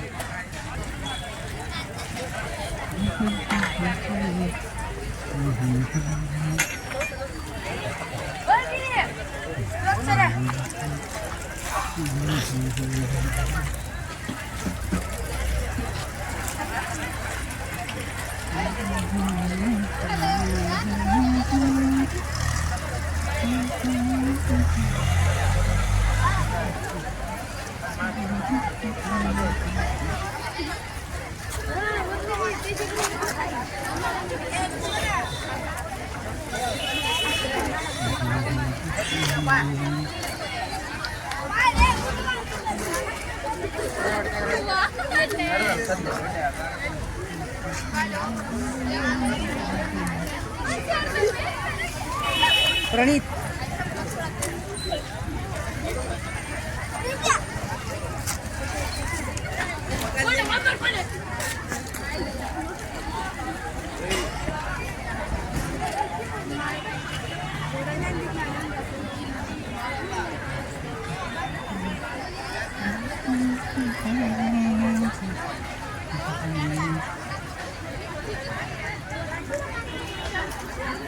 सर इसको क्या खाऊंगा?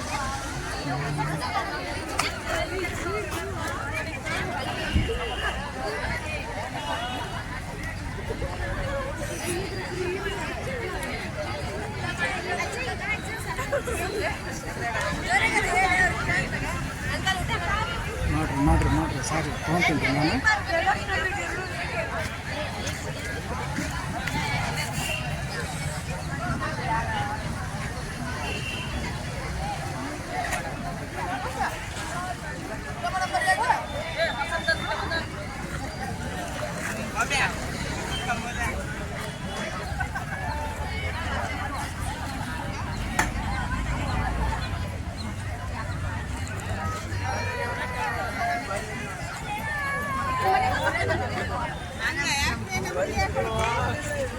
ಮಧುರಮಟ್ಟ ಬಾಯಾರ ನಮಸ್ಕಾರ ರೀ.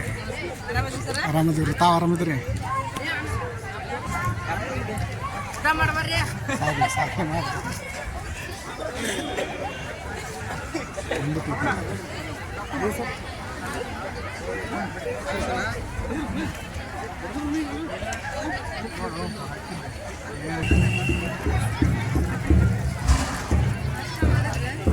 ಮಾಡ್ತೀನಿ ರೀ